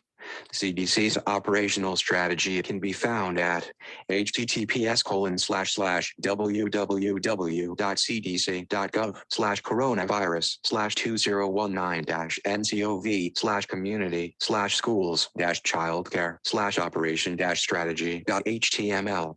Volume 1 of the Department's COVID-19 Handbook on School Reopening can be found at https://www.ed.gov/documents/coronavirus/reopening.pdf.12. Volume 2 of the Department's COVID-19 Handbook on School Reopening and Meeting All Students' Needs can be found at https://www.ed.gov/documents/coronavirus/reopening-2.pdf. In addition, the Federal Emergency Management Agency, FEMA, is offering reimbursement for work conducted to safely open and operate public assistance eligible facilities under the COVID-19 emergency and major disaster declarations from January 21, 2021 to September 30, 2021. Eligible work includes face coverings and personal protective equipment, PPE, cleaning and disinfection, COVID-19 diagnostic testing, screening and temperature scanning, and signage for social distancing. More information about FEMA's safe opening and operation policy can be found here. FEMA has also developed a COVID-19 education resource roadmap and other topical resource roadmaps to help school systems address challenges and identify funding solutions for delivering educational services during the COVID-19 pandemic. The resource roadmaps can be accessed at https://www.fema.gov/media-collection/resource-roadmaps. B2 is COVID-19 testing for students and LEA staff and allowable use of ESSER and GEAR funds.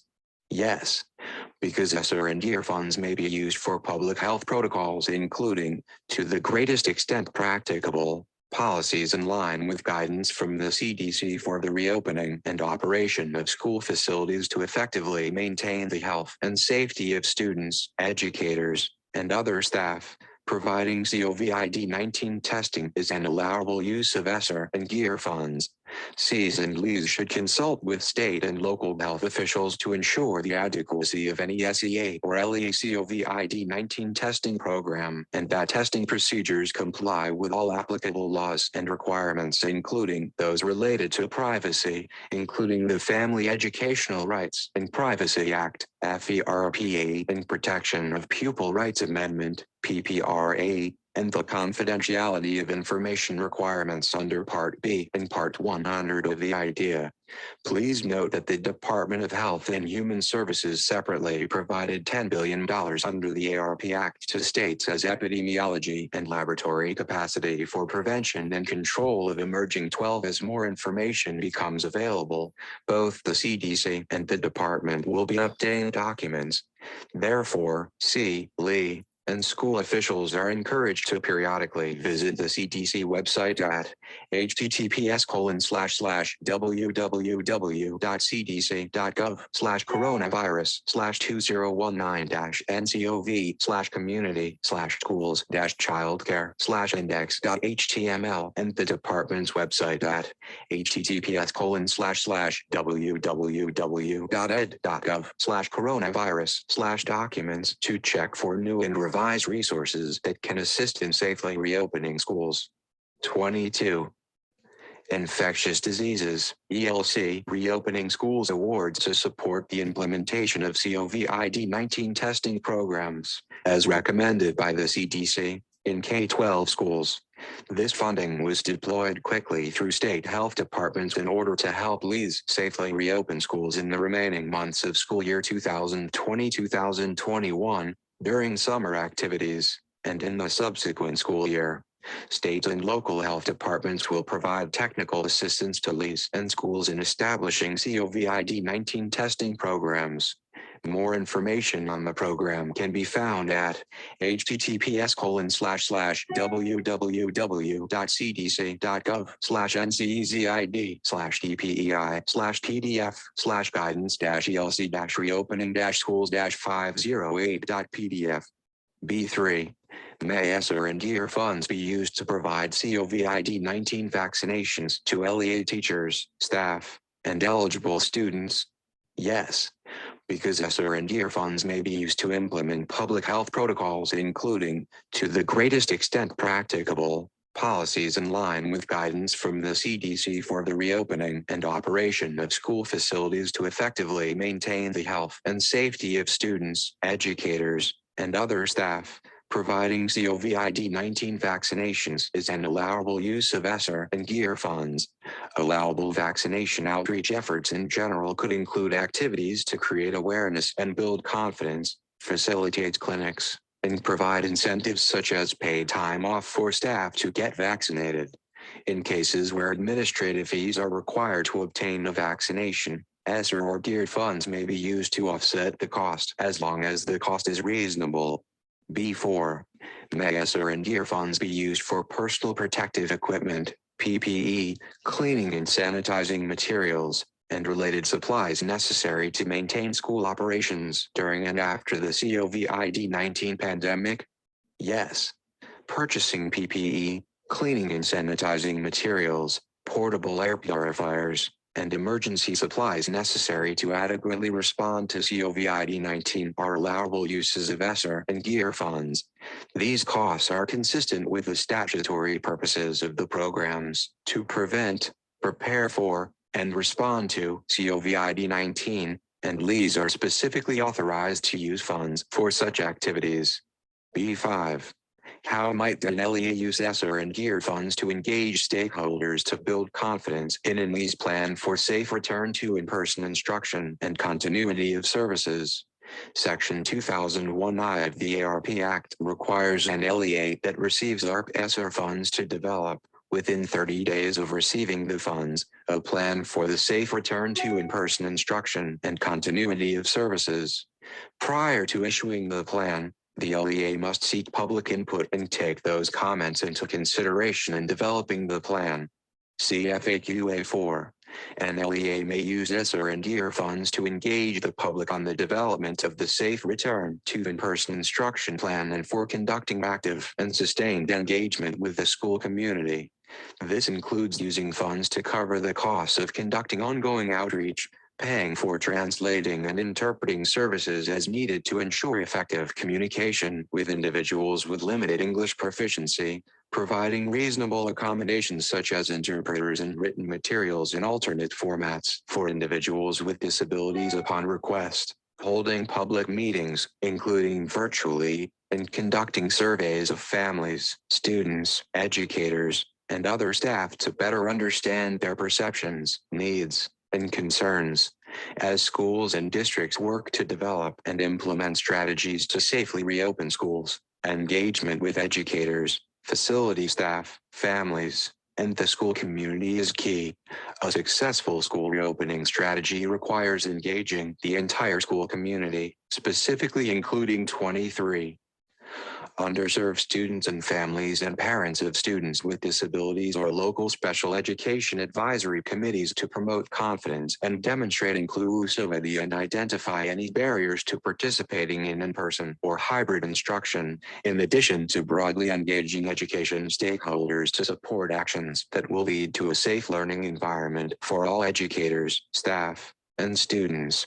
As the CDC operational strategy notes, the absence of in-person educational options may disadvantage children from low-resource communities, which may include large representation of racial and ethnic minority groups, English learners, and students with disabilities. Plans for safe delivery of in-person instruction in K-12 schools must consider efforts to promote fair access to healthy educational environments for students and staff. Thus, essential elements of school reopening plans should take into account the communities and groups that have been disproportionately affected by COVID-19 infections and severe outcomes. For additional considerations, see the supporting ongoing engagement with educators, families, and the school community section in the EDCOVID-19 Handbook Volume 1, Strategies for Safely Reopening Elementary and Secondary Schools. As noted in FAQ A4, an LEA is also required to develop a plan for use of ARP ESSER funds that is distinct from the plan for the safe return to in-person instruction and continuity of services. Under the interim final requirements, an LEA must, in developing its plan for use of ARP ESSER funds, engage in meaningful consultation as described in FAQ A4 above.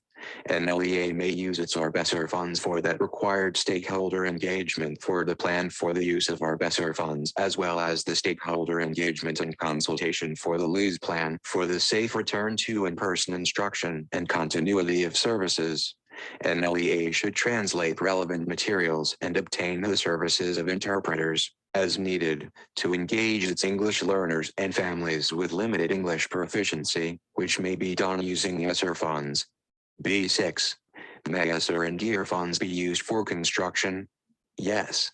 Construction is authorized under Title VII of the ESEA, Impact Aid, and therefore is an allowable use of GEAR and ESSER funds under Sections 18,002 C3 and 18,003 D1 of the CARES Act, Sections 312 C3 and 313 D1 of the CRRSA Act, and Section 2001 E2 of the ARP Act.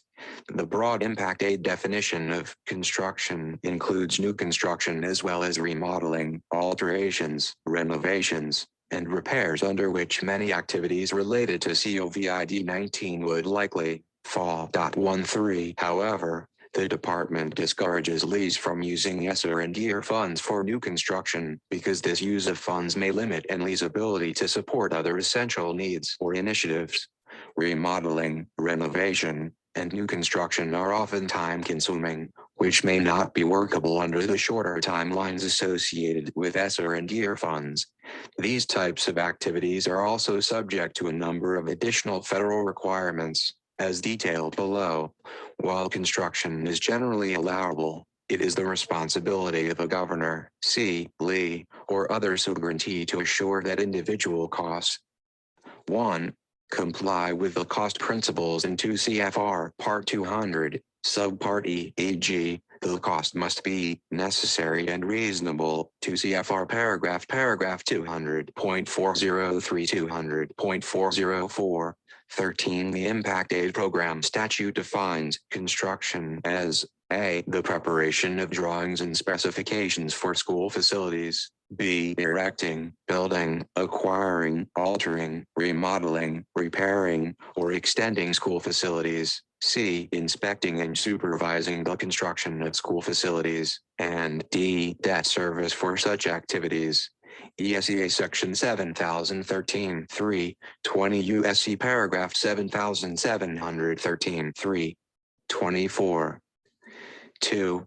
Meet the overall purpose of the CARES Act, CRRSA Act, or ARP Act programs, which is to prevent, prepare for, and respond to COVID-19, and 3. Are consistent with the proper and efficient administration of those programs. Under these general principles, any construction activities, including renovations or remodeling, that are necessary for an LEA to prevent, prepare for, and respond to COVID-19 could be permissible, though the burden remains on grantees and subgrantees to maintain the appropriate documentation that supports the expenditure. As noted above, an LEA using ESSER or geared funds for remodeling, renovation, and new construction must comply with additional federal requirements. For example, these projects require prior written approval by ENLI's governor or SEA or the Department for State Projects. See Title VII of the ESEA in 2 CFR paragraph 200.439. B. Approved construction projects, i.e., remodeling, renovation, and new construction also must comply with applicable uniform guidance requirements, Davis-Bacon prevailing wage requirements 14, and all of the department's applicable regulations regarding construction at 34 CFR paragraph 76.600 and 75.60075.618.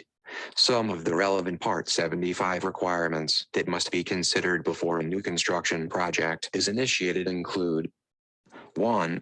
Has the grantee completed an environmental impact assessment before initiating the construction and fully considered any potential environmental ramifications before proceeding with the project? 34 CFR paragraph 75.601.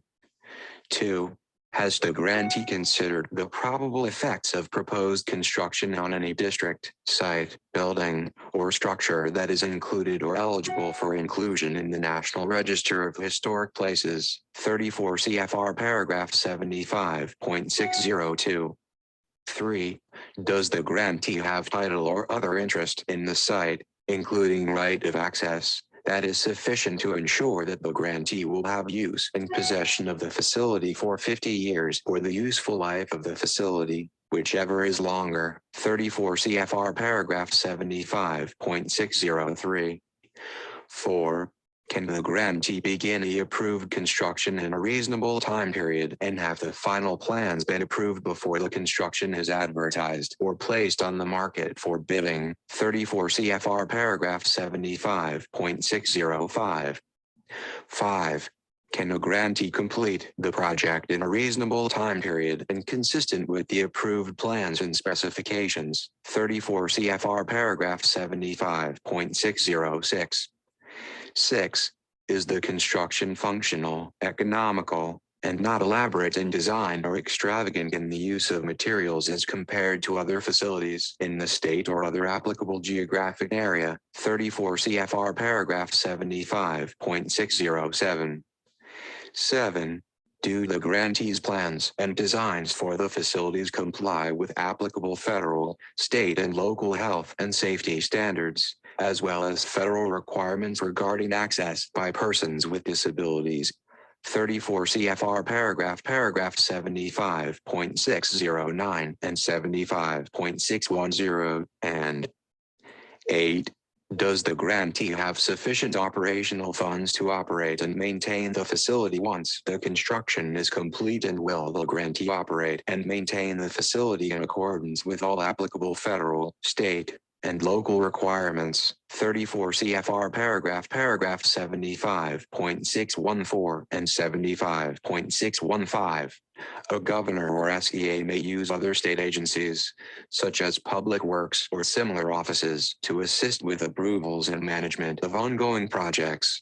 However, ultimately is the grantee, a governor or SEA. 14. As is the case with all construction contracts using laborers and mechanics financed by federal education funds, an LEA that uses ESSER or geared funds for minor remodeling, renovation, repair, or construction contracts over $2,000 must meet all Davis-Bacon prevailing wage requirements and include language in the contracts that all contractors or subcontractors must pay wages that are not less than those established for the locality of the project. Prevailing wage rates. See 20 U.S.C. 1232B Labor Standards. 25. Is responsible for ensuring that its LEA grantees are meeting all applicable requirements that are detailed in 34 CFR paragraph 75.60075.618, as well as in OMB Standard Forms 24B and D, Assurances for Non-Construction and Construction Programs, https://apply07.grants.gov/apply/forms/sample/f424D-v1.1.pdf, including the assurances relating to labor standards, flood hazards, historic preservation, health and safety, energy conservations, and coastal barrier resources. See FAQ A17 for additional uniform guidance information. Finally, if ESSER and GEAR funds are used for construction, grantees and subgrantees should also be aware that real property and equipment acquired or improved under a federal award must be appropriately insured, and grantees must consult with the department on disposition instructions in the event that the property or equipment is no longer needed. See, e.g., 2 CFR paragraph 200.310 B7. May ESSER and GEAR funds be used for renovation, including for such projects as making improvements to a school facility to improve indoor air quality, such as heating, ventilation, and air conditioning (HVAC) systems, and projects that would promote social distancing and safe in-person instruction? Yes. ESSER and GEAR funds may be used to make necessary improvements, for example, to improve air quality and support social distancing, so that teachers and students may safely return to and continue in-person instruction. As is the case with all activities charged to ESSER or GEAR, costs must be reasonable and necessary to meet the overall purpose of the program, which is to prevent, prepare for, and respond to COVID-19. C2 CFR paragraph 200.403 Therefore, renovation or remodeling activities that are necessary for an LEA to prevent, prepare for, and respond to COVID-19 would be permissible. This might include renovations that would permit an LEA to clean effectively, e.g., replacing old carpet with tile that could be cleaned more easily, or create a learning environment that could better sustain social distancing, e.g., bringing an unused wing of a school into compliance with fire and safety codes in order to reopen it to create more space for students to maintain appropriate social distancing. This might also include, for example, as noted in Section 2022 OP of the ARP Act, school facility repairs and improvements to enable schools to reduce the risk of virus transmission and exposure to environmental health hazards, and to support student health needs. Inspection, testing, maintenance, repair, replacement, and upgrade projects to improve the indoor air quality in school facilities, including mechanical and non-mechanical heating, ventilation, and air conditioning systems, filtering, purification and other air cleaning, fans, control systems, and window and door repair and replacement. As noted in B6, these projects are also subject to prior written approval by a governor or SEA or the Department for State Projects and applicable uniform guidance requirements, Davis-Bacon prevailing wage requirements, and all of the department's applicable regulations regarding construction at 34 CFR paragraph 76.600 and 75.60075.618. In implementing any allowable lesser or gear activity, a grantee or subgrantee must follow all applicable federal, state, and local standards and policies, e.g., building codes or specifications for HVAC systems, which may be consistent with standards identified by the EPA, CDC, or World Health Organization. If an LEA uses funds for HVAC systems, the department's regulation at 34 CFR paragraph 75.616C requires the use of American Society of Heating, Refrigeration and Air Conditioning Engineers (ASHRAE) standards. A state, SEA, or LEA might also consider using ESSER or GEAR funds to establish a program for assessing and improving HVAC systems. Such a program could also require verification that proper ventilation is occurring, such as through the use of carbon dioxide, CO2 monitors. 26. Please note that the Environmental Protection Agency, EPA, has a variety of publications that can assist education leaders in improving the indoor air quality in schools. EPA resources on indoor air quality in schools can be accessed at https://www.epa.gov/IAQ-schools. The EPA has information available at https://www.epa.gov/coronavirus/air-cleaners-hvac-covid-19 on some indoor air filtration devices that use bipolar ionization technology, which has the potential to create ozone. EPA states that ozone generators should not be used in occupied spaces. If choosing to use a device that incorporates bipolar ionization technology, EPA recommends using a device that meets UL 2998 Standard Certification, Environmental Claim Validation Procedure, ECVP, for zero ozone emissions from air cleaners, and notes that there are many air cleaning devices that do not use bipolar ionization.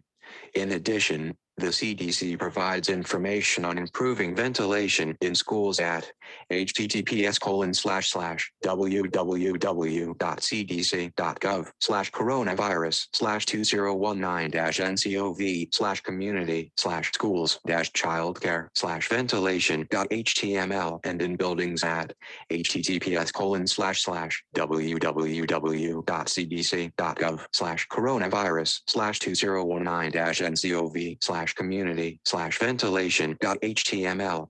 B8. May an LEA use ESSER and GEAR funds to purchase trailers or modular units? Yes. Under 2 CFR paragraph 200.33, equipment means tangible personal property, including information technology systems, having useful life of more than 1 year and a per unit acquisition cost which equals or exceeds the lesser of the capitalization level established by the non-federal entity for financial statement purposes, or $5,000. Generally, a trailer or modular unit meets this definition. Accordingly, an LEA may use ESSER and GEAR funds to purchase trailers or modular units if such purchases are necessary to create additional safe learning spaces due to the COVID-19 pandemic, e.g., for more effective social distancing consistent with CDC guidance. See Section 2001 E2Q of the ARP Act. In addition, The use of grant funds to purchase equipment is subject to 2 CFR paragraph 200.439b, which requires the LEA to obtain prior written approval from the governor or SEA. As with all costs, they must be reasonable and necessary. In the case of such large purchases, it may be beneficial for the LEA to do a cost analysis under 2 CFR paragraph 200.318d, comparing the cost of buying trailers and modular units with the cost of leasing. For example, when selecting which students will receive services in trailers or modular units, an LEA should ensure that decisions are made consistent with applicable civil rights requirements and that certain subgroups are not disproportionately educated in trailers or modular units, especially if being educated in the trailers or modular units limits access to other students, activities, or services within the school or in any way contributes to tracking or within school segregation. 27. See Advancing Educational Equity in COVID-19 Response Overall Equity Considerations C1. What should each state and LEA consider in order to ensure that ESSER and GEAR funds are equitably allocated among schools? Cs and LEs should establish practices that ensure all students are provided resources that establish equitable opportunities to learn. Resource equity means that schools serving larger proportions of historically underserved groups of students, including students from low-income families, students of color, English learners, students with disabilities, and students experiencing homelessness, require more funding, depending upon the needs of the students at a particular school. In addition, resource allocation decisions should recognize that certain student populations and school communities have been disproportionately impacted by the pandemic and ensure resource equity, including through allocating funding to provide more intensive social, emotional, mental health, and academic services as needed on return to in-person learning. Because ESSER funds are distributed to LEAs in proportion to the amount each LEA received under Part A of Title I of the SEA in the most recent fiscal year, ESSER is already targeted to LEAs with concentrations of students from low-income families. Although an LEA may use ESSER funds for any school under the supervision of the LEA, ESSER funds may also be targeted on those schools that are eligible for or participate in Part A of Title I. ESSER funds can be further focused by the LEA to advance educational equity by only serving those schools operating school-wide programs. To qualify for a Title I school-wide program, at least 40% of the students enrolled must come from low-income families. Unless a school receives a waiver from the SEA under Section 1114A1B of the SEA, under GEAR, consistent with Section 18,002 C1 of the CARES Act and Section 312 C1 of the CRRSA Act, a governor may provide emergency support to LEAs that the SEA determines have been most significantly impacted by the COVID-19 pandemic. The SEA has substantial flexibility in making this determination and might consider, among other things, the percentage of families in the LEA with incomes below the poverty line, the percentage of students in an LEA that represent underserved populations, e.g., students with disabilities, English learners, students experiencing homelessness, children and youth in foster care, migratory students, children who are incarcerated. The projected number of days that the LEA was unable to provide in-person instructional services as a result of the COVID-19 pandemic. Unemployment data for the geographic area in which the LEA is located, and the extent to which the LEA is located in a geographic area in which a significant number or percentage of individuals have tested positive for or been significantly affected by the COVID-19 pandemic. When determining how to allocate GEAR funds within an LEA might also balance similar considerations in order to effectively target GEAR funds to advance educational equity. 28. C2. How may an LEA use ESSER and GEAR funds to support students who have lost instructional time due to the COVID-19 pandemic? Cs and LEs must reserve a portion of their ESSER funds to address the academic impact of lost instructional time. Specifically, Section 2001 F1 of the ARP Act requires an SEA to reserve not less than 5% of the state's grant to carry out, directly or through subgrants or contracts, activities to address the academic impact of lost instructional time by supporting the implementation of evidence-based interventions. Similarly, Section 2021 of the ARP Act requires each LEA to reserve not less than 20% of its ARP-ESSER allocation to address the academic impact of lost instructional time. Please note that these reserves are only minimum requirements. Spending a larger share of funds for this purpose is allowable and may be necessary to address the needs of students. The interventions implemented through these reservations must be evidence-based, see FAQ A10, and may include such activities as summer learning or summer enrichment, extended day, comprehensive after-school programs, tutoring, extended school year programs, and innovative approaches to providing instruction to accelerate learning. Further, Cs and LEs must ensure that the interventions implemented respond to students' social, emotional, mental health, and academic needs and address the disproportionate impact of the COVID-19 pandemic on students from low-income families, students of color, children with disabilities, English learners, migratory students, students experiencing homelessness, and children and youth in foster care. ESSER and GEAR funds may also be used to provide a variety of activities and supports to help improve the achievement of students to address the impact of lost instructional time due to the COVID-19 pandemic. For example, funds may be used for costs associated with evidence-based approaches to accelerating learning, high-dose tutoring, leveraging technology to provide embedded assessment and differentiated instruction, diagnostic and curriculum embedded assessments, and extending the school day or year to provide additional time for student learning, enrichment, and support. These costs may include supplementing the salaries of educators and other qualified personnel to perform additional services. ESSER and GEAR funds may also be used to support the costs associated with hiring additional teachers and teacher aides to provide intensive support to students. ESSER and GEAR funds may further be used to provide professional development to educators on research-based strategies for meeting students' academic, social, emotional, mental health, and college, career, and future readiness needs, including strategies to accelerate learning without remediation or tracking.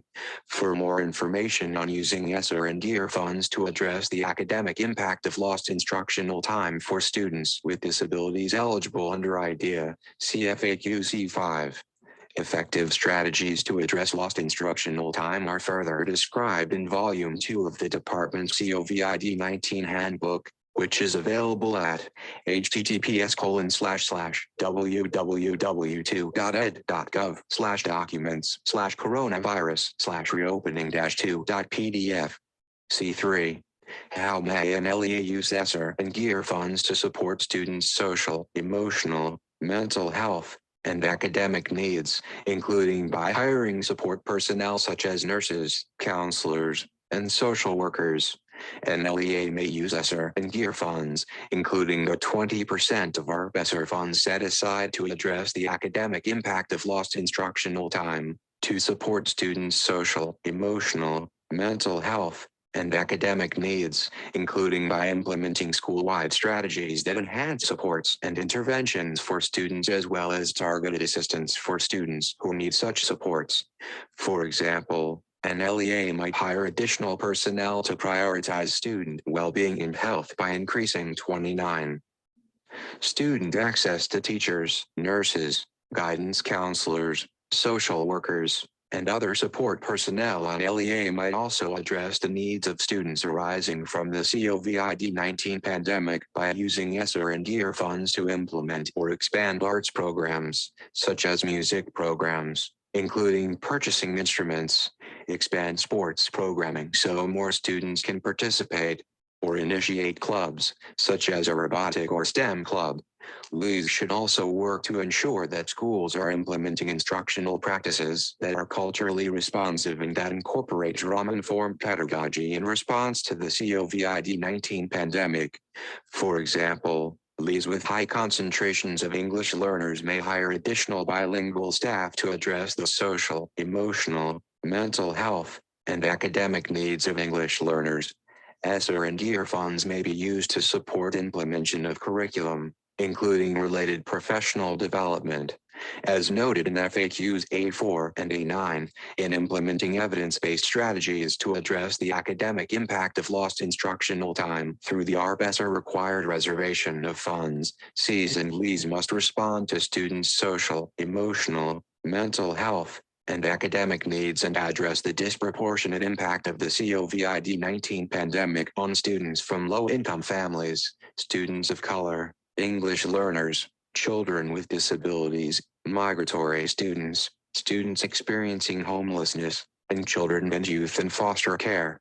Effective strategies to support students' social, emotional, mental health, and academic development are further described in Volume 2 of the Department's COVID-19 Handbook, available at https://www.ed.gov/documents/coronavirus/reopening-2.pdf.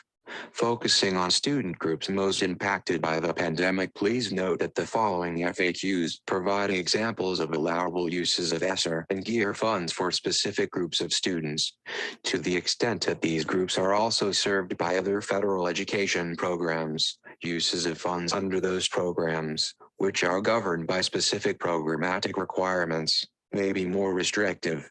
The examples provided below with respect to one student group may also be implemented with respect to other student groups if the LEA determines it is necessary and reasonable to do so. C4. How may an LEA use ESSER and GEAR funds to support English learners, also referred to as multilingual learners?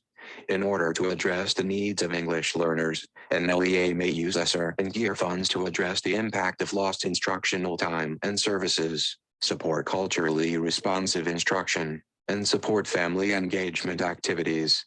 To address the impact of lost instructional time, an LEA may use ESSER and GEAR funds for a variety of activities, including extended day and/or extended year activities designed to recover lost instructional time as a result of the pandemic, including costs associated with transportation services to support English learners' access to these services. Providing language accommodations for English learners to increase their access to content and/or their participation in programs and services.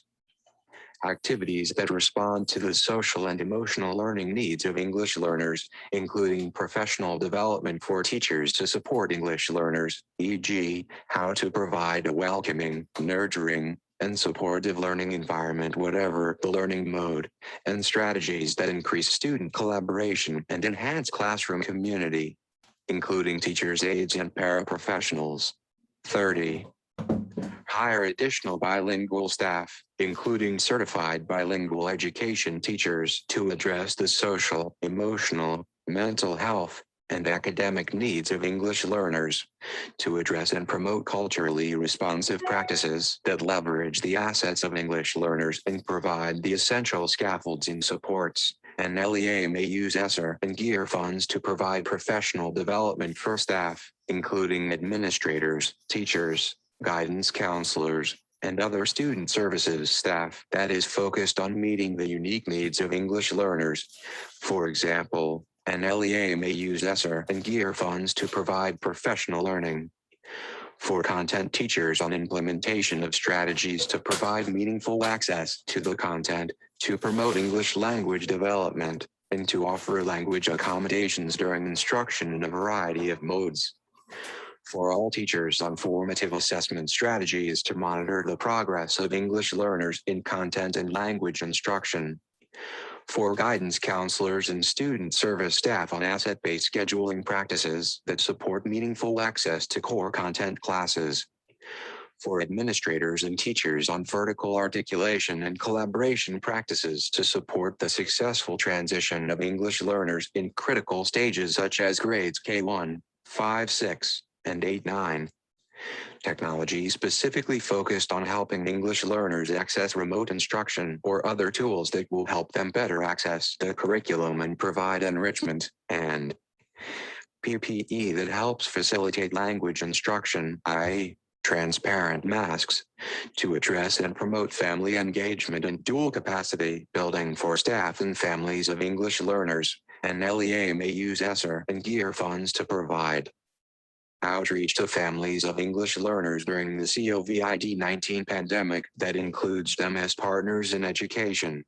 For example, an LEA might provide support to help parents navigate online platforms, track student progress, and seek help resources when needed. This may also include using ESSER and GEAR funds for translation and interpretation services.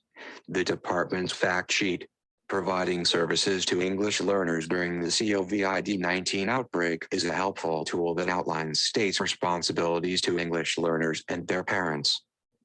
Translation services to assist with communication around the COVID-19 pandemic, for example related to effective prevention and mitigation strategies, test screening, remote learning, and opportunities to address lost instructional time. C5. How may an LEA use ESSER and GEAR funds to support the needs of children with disabilities under the IDEA? As described in FAQs A3 and A15, ESSER and GEAR funds may be used for any activity authorized by the IDEA.15. LEAs should consider what services are needed to meet the needs of children with 15 IDEA, 20 USC paragraph 1400, and SEQ consists of 3 parts. IDEA Part B includes requirements for formula grants to assist states in making available a free appropriate public education in the least restrictive environment to eligible children with disabilities and mandatory age ranges. Entitlement to a free appropriate public education, FAPE, begins at a child's 3rd birthday and could last until the 22nd birthday, depending on state law or practice. IDEA Part B consists of the Grants to States program authorized by IDEA Section 611F for children with disabilities age 3 through 21 and the Preschool Grants program authorized by IDEA Section 619G for children with disabilities age 3 through 5. IDEA Part 100 consists of the Grants for Infants and Families program authorized by IDEA Section 643C for making formula grants to assist states in providing early intervention services to infants and toddlers from birth through age 2 and their families, and at the state's option beyond age 3 until the school year following the child's 3rd, 4th, or 5th birthday. IDEA Part 500 Sections 650 through 682 includes provisions for making 31 disabilities, including children with disabilities who are English learners, in an Office of Special Education Programs, OSEP, question and answer document issued on September 28, 2020. OSEP reiterated the department's longstanding position that under Part B of the IDEA, no matter what primary instructional delivery approach is chosen, SEAS, LEAs, and individualized education program, IEP teams remain responsible for ensuring that a free appropriate public education, FAPE 16, is provided to all children with disabilities, regardless of whether an SEA has provided explicit guidance on using ESSER or GEAR funds. SEAs and LEAs may use these funds to provide additional instruction and services to children with disabilities, often referred to as compensatory services. 17 To address lost instructional time. A child's IEP team would be required to make an individualized determination whether and to what extent compensatory services may be needed, consistent with applicable requirements, including to make up for any skills that may have been lost. OSEP's questions and answers document issued on March 12, 2020.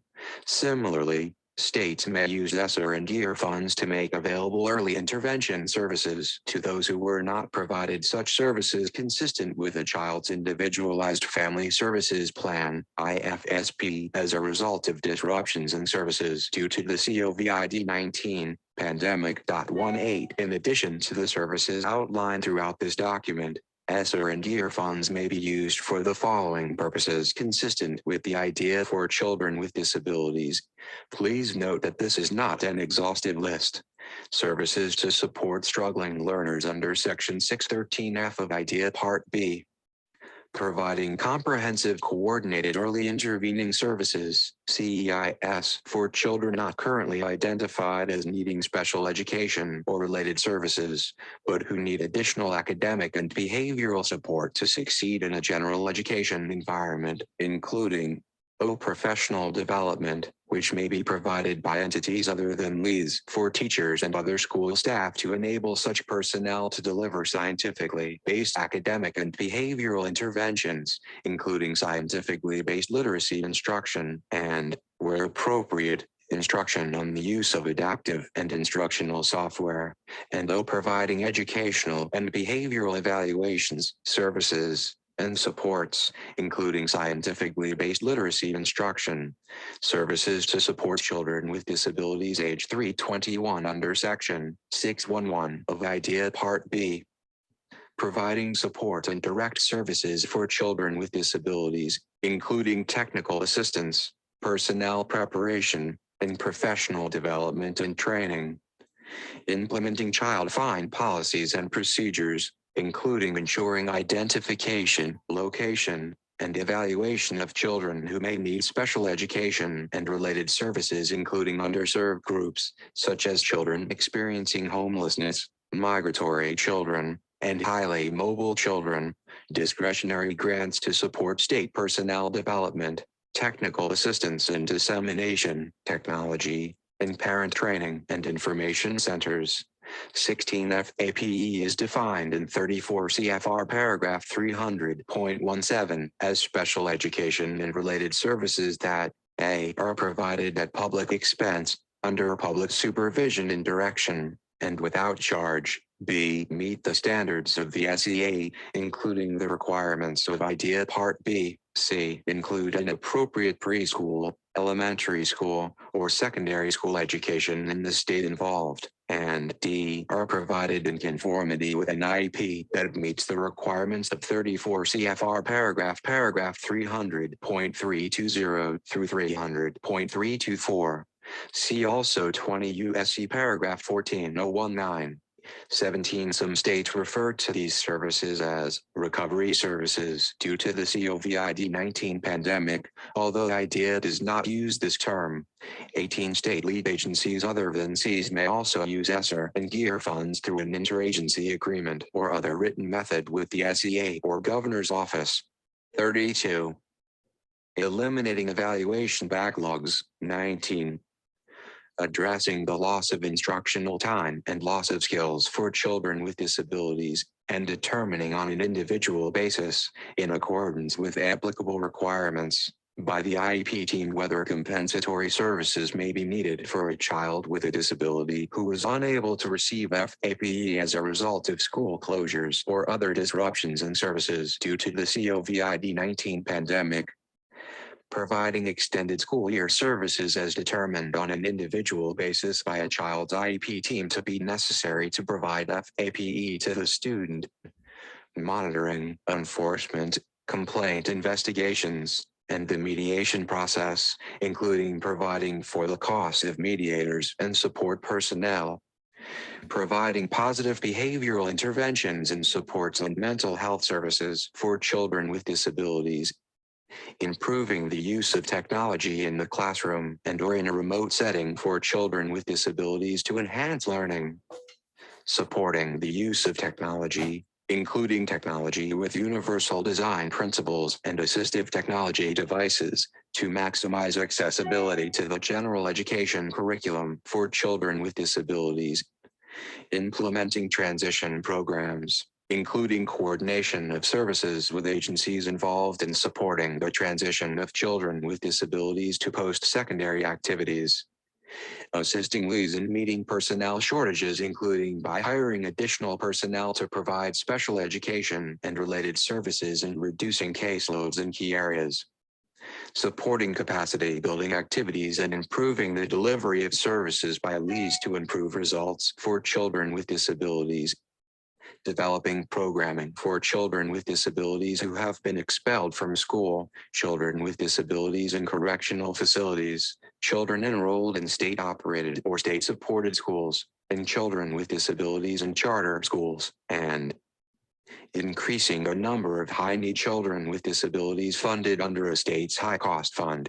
Services to support preschoolers with disabilities age 3 through 5 under Section 619 of IDEA Part B, in addition to the activities listed above, as appropriate, ESSER and GEAR funds may be used in implementing child find policies and procedures, including ensuring identification, location, and evaluation of children who may need special education and related services, including underserved groups, such as children experiencing homelessness, addressing evaluation backlogs resulting from school closures, including eligibility determinations for children transitioning from the state's IDEA Part 100 program, assisting leads and personnel shortages by hiring additional early childhood special education and related services providers, assisting leads in meeting personnel training needs for preschool staff, costs related to safely providing FAPE across a variety of preschool settings, providing developmentally appropriate positive behavioral interventions and supports and mental health services for preschoolers with disabilities, and 19 activities may include contracting with additional evaluators to address backlogs, or the implementation of valid assessment or evaluation tools and instruments that can be administered reliably using the virtual platform, if necessary. 33. Implementing transition activities, including coordination with the Part 100 program on the transition of children exiting Part 100, and planning of services with schools for preschoolers entering kindergarten. Services under IDEA Part 100. Providing early intervention services to infants and toddlers with disabilities and their families. Supporting IDEA Part 100 personnel, including service coordinators, through technical assistance, personnel preparation, use of alternative delivery methods, and professional development and training. Implementing the state's child find system with a specific emphasis on addressing related issues of equity for historically underserved populations through outreach and coordination with child find partners, referral sources, and other federal programs for infants and toddlers, and expanding referral sources through training and education. To make available early intervention services to those infants and toddlers with disabilities and their families that were not provided such services consistent with a child's IFSP as a result of public agency closures and or other disruptions in services as a result of the COVID-19 pandemic. Addressing any 45-day timeline backlogs, including the child and family assessment and evaluation of the child to determine eligibility. Improving the use of technology to deliver IDEA Part 100 services and improve use of tele-intervention by early intervention service, EIS, providers. Providing developmentally appropriate positive behavioral interventions and supports and mental health services for infants and toddlers with disabilities and their families. Implementing early childhood transition, including coordinating with the Part B preschool program and the SEA. Assisting EIS providers and programs in meeting personnel training needs and provider shortages through hiring additional EIS and related service providers. Monitoring and enforcing IDEA requirements, and conducting dispute resolution, including complaint investigations and conducting mediations, and conducting outreach to parents and families of infants and toddlers with disabilities. Services under IDEA Part 500. States may choose to contract with existing IDEA Part 500 grantees to provide additional services consistent with the scope of work funded under the specific grant program to support children with disabilities. Examples include, but are not limited to, providing additional funding for state-specific services provided by the state's Parent Training and Information Center or Community Parent Resource Center. State-specific professional development services provided by the State Personnel Development Grant, if applicable. State-specific services provided by Part 500 Technical Assistance Center grantees such as the Center on Positive Behavioral Interventions and Supports, the National Center on Intensive Intervention, the National Deaf Center, etc. Personnel preparation programs focused on increasing the number of qualified special education teachers, related services providers, and faculty, and additional state-specific services provided by Part 500 technology centers to enhance access to instruction. 34. C6. How may an LEA use ESSER and DEAR funds to support students with disabilities who are not IDEA eligible but who receive services in accordance with the Section 504 plan? Under Section 504 of the Rehabilitation Act of 1973, Section 504, a recipient that operates a public elementary or secondary education program must provide FAPE to all qualified students with disabilities in the recipient's jurisdiction, regardless of the severity of the student's disability. See 34 CFR paragraph 104.33 104.36. And appropriate education under Section 504 includes the provision of regular or special education and related aids and services that are designed to meet the individual educational needs of students with disabilities as adequately as the needs of non-disabled students are met and are based on adherence to requirements governing least restrictive setting, evaluation and placement, and procedural safeguards. Specialized instruction and services necessary to ensure FAPE under Section 504 must be provided at no cost to parents. ESSER and DEAR funds may be used for the provision of required educational and related aids and services determined necessary to ensure the provision of FAPE to students with disabilities who are not eligible under IDEA but receive services in accordance with the Section 504 plan.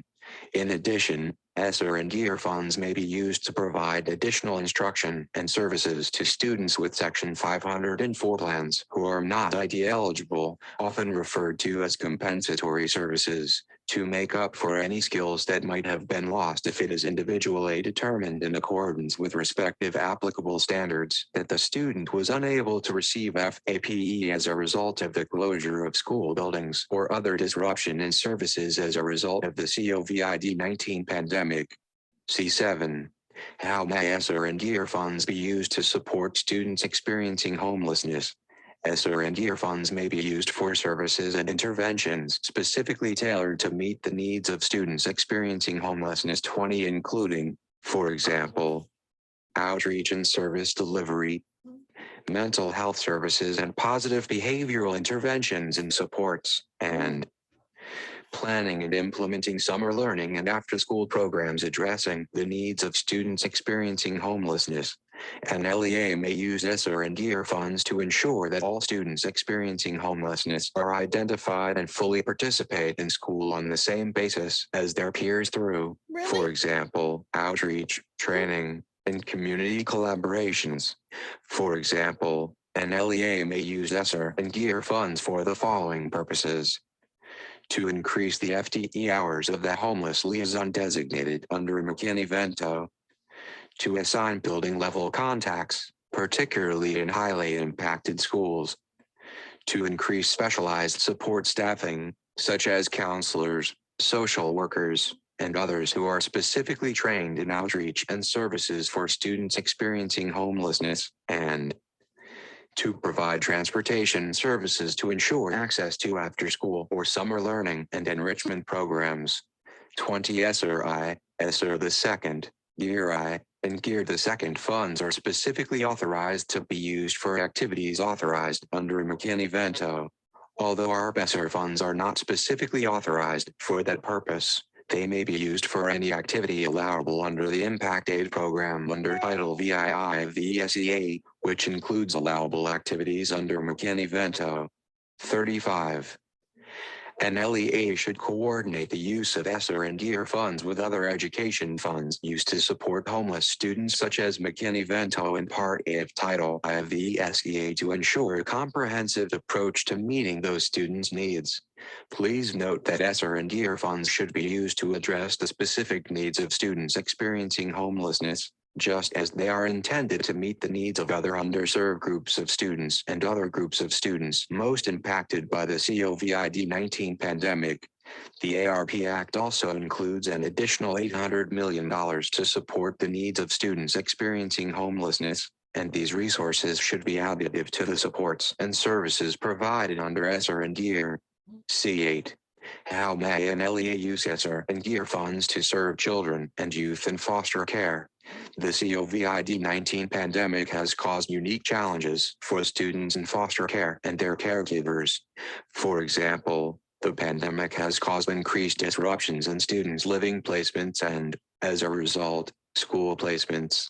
Students often have inconsistent access to schoolwork and classes, as foster and kinship caregivers often have limited access to and knowledge about the technology needed for virtual instruction, and schools face challenges in providing the supplemental education services required by students in foster care. ESSER and GEAR funds may be used broadly to address the needs of students in foster care during the COVID-19 pandemic. As a result, LEAs have considerable flexibility in using ESSER and GEAR funds to address the unique needs of students in foster care. While specific uses of funds depend on the local context and the unique needs of students and caregivers, ESSER and GEAR funds might be used to support the following activities: transporting students in foster care to their respective schools of origin, where LEAs are offering in-person learning, hybrid learning, or supplemental instruction coaching opportunities. Purchasing technology, including laptops, Wi-Fi hotspots, or tablets that enable students in foster care to consistently access instruction. Providing academic supports, including tutoring or supplemental instructional opportunities, to meet the unique learning needs of students in foster care. Helping students and/or caregivers meet their basic needs, including access to meals and hygienic supplies, such as masks or hand sanitizer, and meeting rising mental health and behavioral needs. For example, contracting with community mental health providers to support students virtually and/or on-site at school. LEAs should coordinate with state and local child welfare agencies to identify and streamline, where possible, the supports provided to students in foster care and their caregivers. As always, intentional coordination between educational agencies and child welfare agencies remains essential to supporting students in foster care and their caregivers during the COVID-19 pandemic. 36. C9. How may an LEA use ESSER and GEAR funds to support migratory students? ESSER and GEAR funds may be used to address needs of migratory children by providing support such supplemental instruction to address the academic impact of lost instructional time, provided through before and after school programs, weekend programs, or summer programs. Facilities for students to access a reliable internet connection needed for remote learning. Fees that might be required to access drop-in centers operated by community organizations. Transportation of migratory children to school or drop-in centers and other facilities where students may access necessary technology and/or instructional support. Staff to assist migratory students in their homes during school hours with schoolwork and provide technology support as needed. Staff to go to housing sites to provide high school equivalency instruction for migratory out-of-school youth. Provision of child care and early childhood education programs for younger migratory children who would otherwise be cared for by older, school-age siblings during school hours due to their parent guardian's employment as an essential worker. Providing information and assistance, including interpreters and translated information, to parents and families on how they can effectively support their migratory children, including in a distance learning environment. Mental health services and other forms of social, emotional, and behavioral support for migratory children. Outreach and information for migratory families to help them access COVID-19 testing and vaccines, including provision of transportation, interpreters, and translated information as needed, and outreach activities to help ensure migratory children are enrolled in school, attend regularly, and are engaged in online learning. C10. How may ESSER and GEAR funds support students who are in correctional facilities, including those who are served under the Title I, Part 500 programs for students who are neglected, delinquent, or at risk, The COVID-19 pandemic has presented unique challenges in providing educational services in secure correctional facilities. ESSER and GEAR funds may be used in a variety of ways to support these students, just as they may be used in regular school settings. For example, ESSER and GEAR funds could be used to support distance learning through technology and broadband improvements, and professional development for educators on the effective use of technology.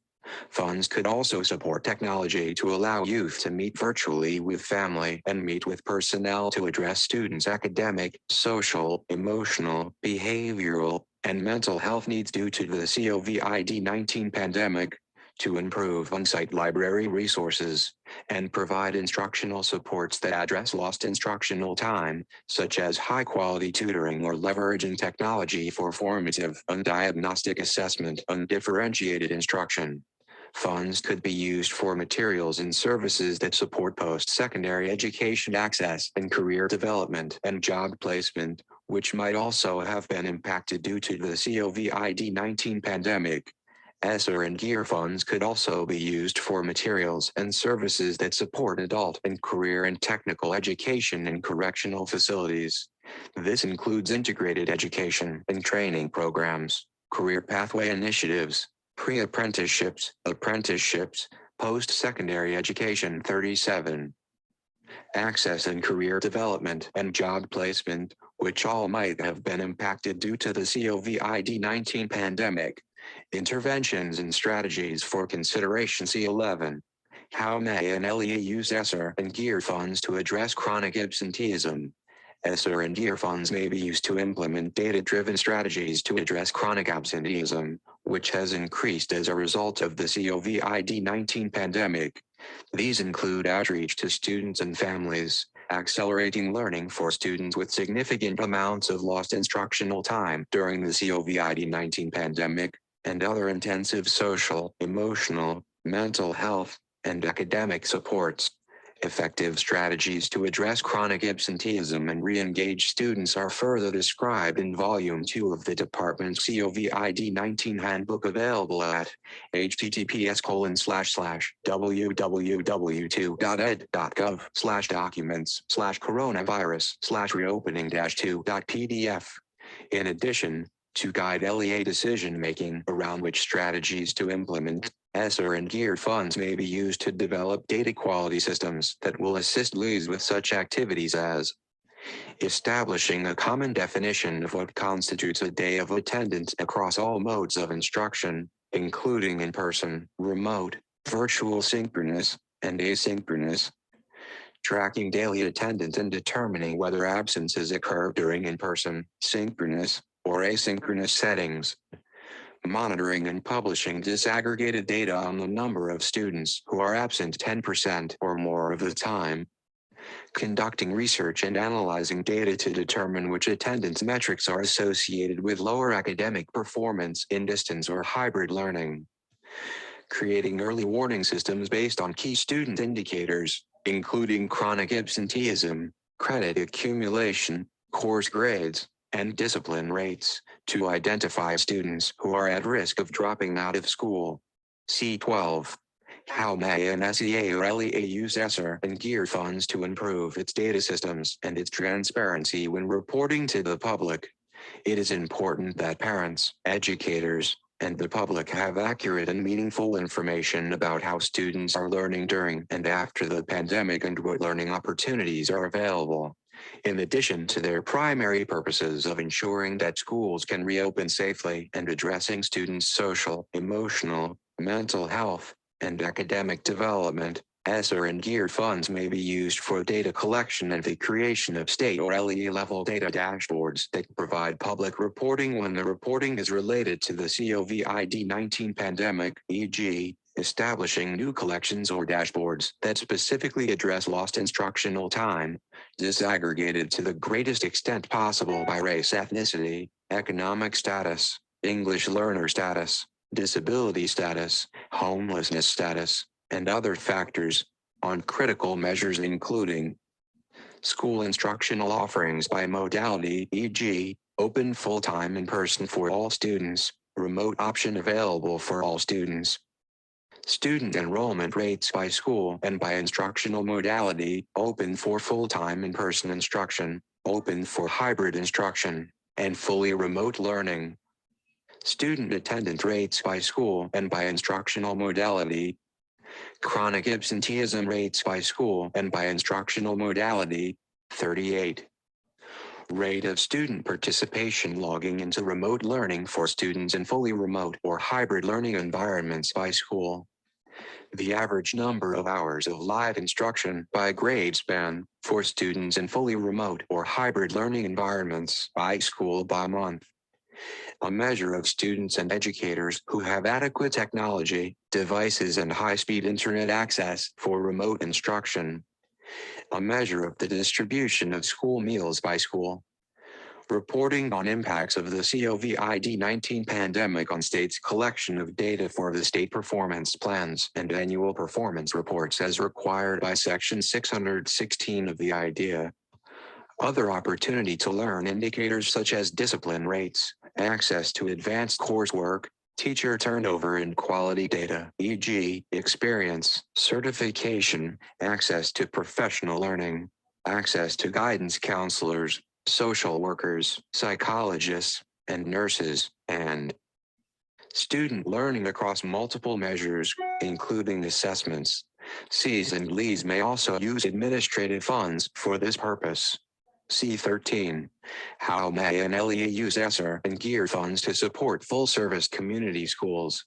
An LEA may use ESSER and GEAR funds to provide services and supports to students and families through evidence-based, full-service community schools.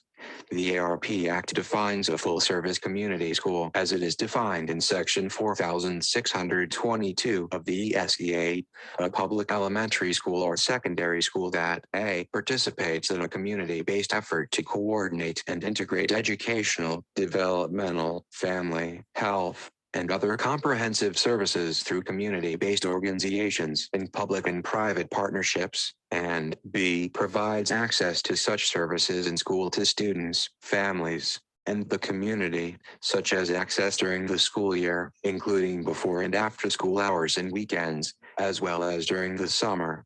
Evidence-based community school approaches include integrated student supports, active family and community engagement, expanded learning time opportunities, and collaborative leadership and practices. Using ESSER or GEAR funds to support full-service community schools can help support students' social, emotional, mental health, and academic development and other basic needs.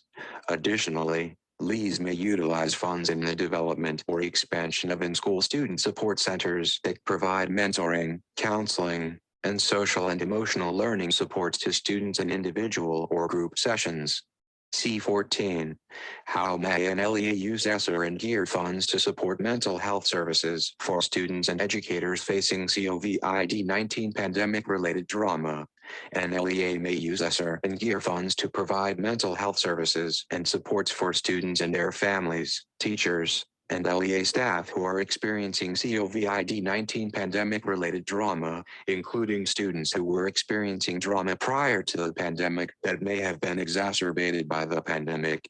Funds may also be used to provide professional development and training that increase awareness of mental health literacy for teachers and staff. Many schools already implementing multi-tiered supports may integrate mental health strategies and interventions into these existing systems. LEAs may also use the funds to hire additional school psychologists and counselors to provide the services or to contract for such services for students, educators, and other district staff. ESSER and GEAR funds may also be used to provide student and educator access to online counseling services and other mental health supports. Funds may be used to provide resources and information to students and families to provide a 39. Greater understanding of mental health and address any stigma associated with mental health that may be a barrier to accessing services, even when available. ESSER and GEAR funds may also be used to evaluate students who may have a disability under IDEA and Section 504, including those who have mental health related needs as a result of their disability. These funds also may be used to provide services and supports that are individually determined as necessary to provide FAPE to an eligible student, commonly referred to as related services. 21 under IDEA or Section 504. As applicable. Please also refer to Section I and Volume 2 of the Department's COVID-19 Handbook. More information on providing safe and supportive learning environments, including addressing student and educator mental health, is available at the National Center on Safe and Supportive Learning Environments website. Available at https://safesupportivelearning.ed.gov/.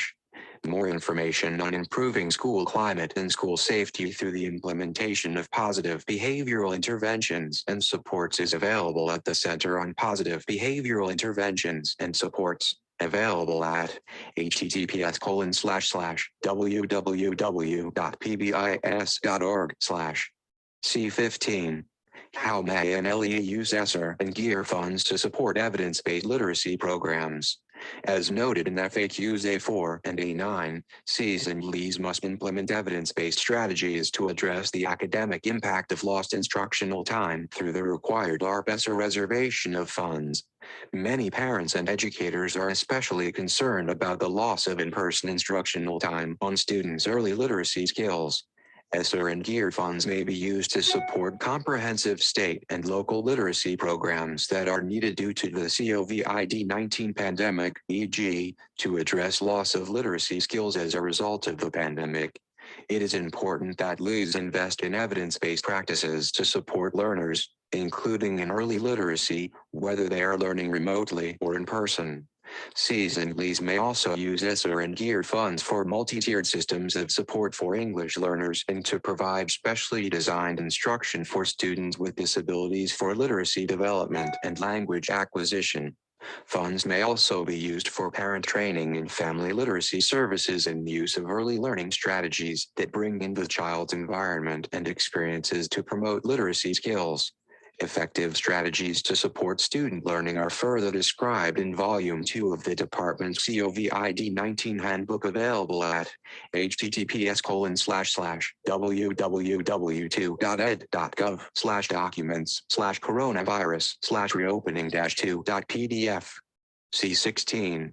May an LEA use ESSER and GEAR funds to provide meals for students?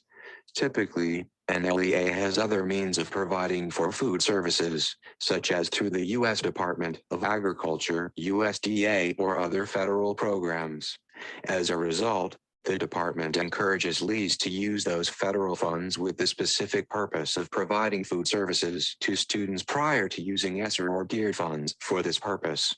However, if additional funds are necessary or such funding is not available, an LEA may use ESSER and GEAR funds to provide meals. For example, ESSER or GEAR funds could be used to increase the staff capacity and cover additional labor costs associated with serving meals to students during the pandemic, or for supporting COVID-19 pandemic-related expenses, such as school meal service equipment supplies, meal packaging, and transportation services. Please note that the USDA has provided nationwide flexibilities and waivers, including allowing meals to 21C, the definition of related services in the IDEA at 20 U.S.C. 1401-26 and 34 CFR paragraph 300.34. See also Appendix A to 34 CFR Part 104, Para 23. Possible related services include psychological services, school health and school nurse services, social work services in schools, counseling services, parent counseling and training, and medical services provided by a licensed physician for diagnostic and evaluation purposes only. 40. Be served in a drive-through or walk-up setting, offered as grab-and-go meals. Multiple meals, i.e., breakfast, lunch, snack, and dinner, can be provided, as well as multiple days' worth of meals at a time, regardless of whether they are tied to an educational or enrichment activity. and meals can be provided to parents or guardians without the presence of a child. Further, on April 20th, 2021, USDA announced the nationwide extension of several waivers that allow all children to continue to receive meals during the summer and that allow for safe meal distribution sites that serve all children for free regardless of income.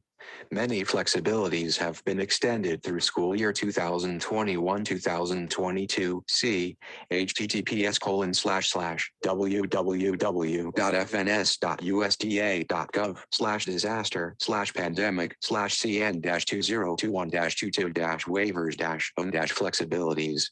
In addition, USDA is expanding the Pandemic Electronic Benefit Transfer (PEBT) program to support low-income families with children and replace the value of school meals missed when schools are closed.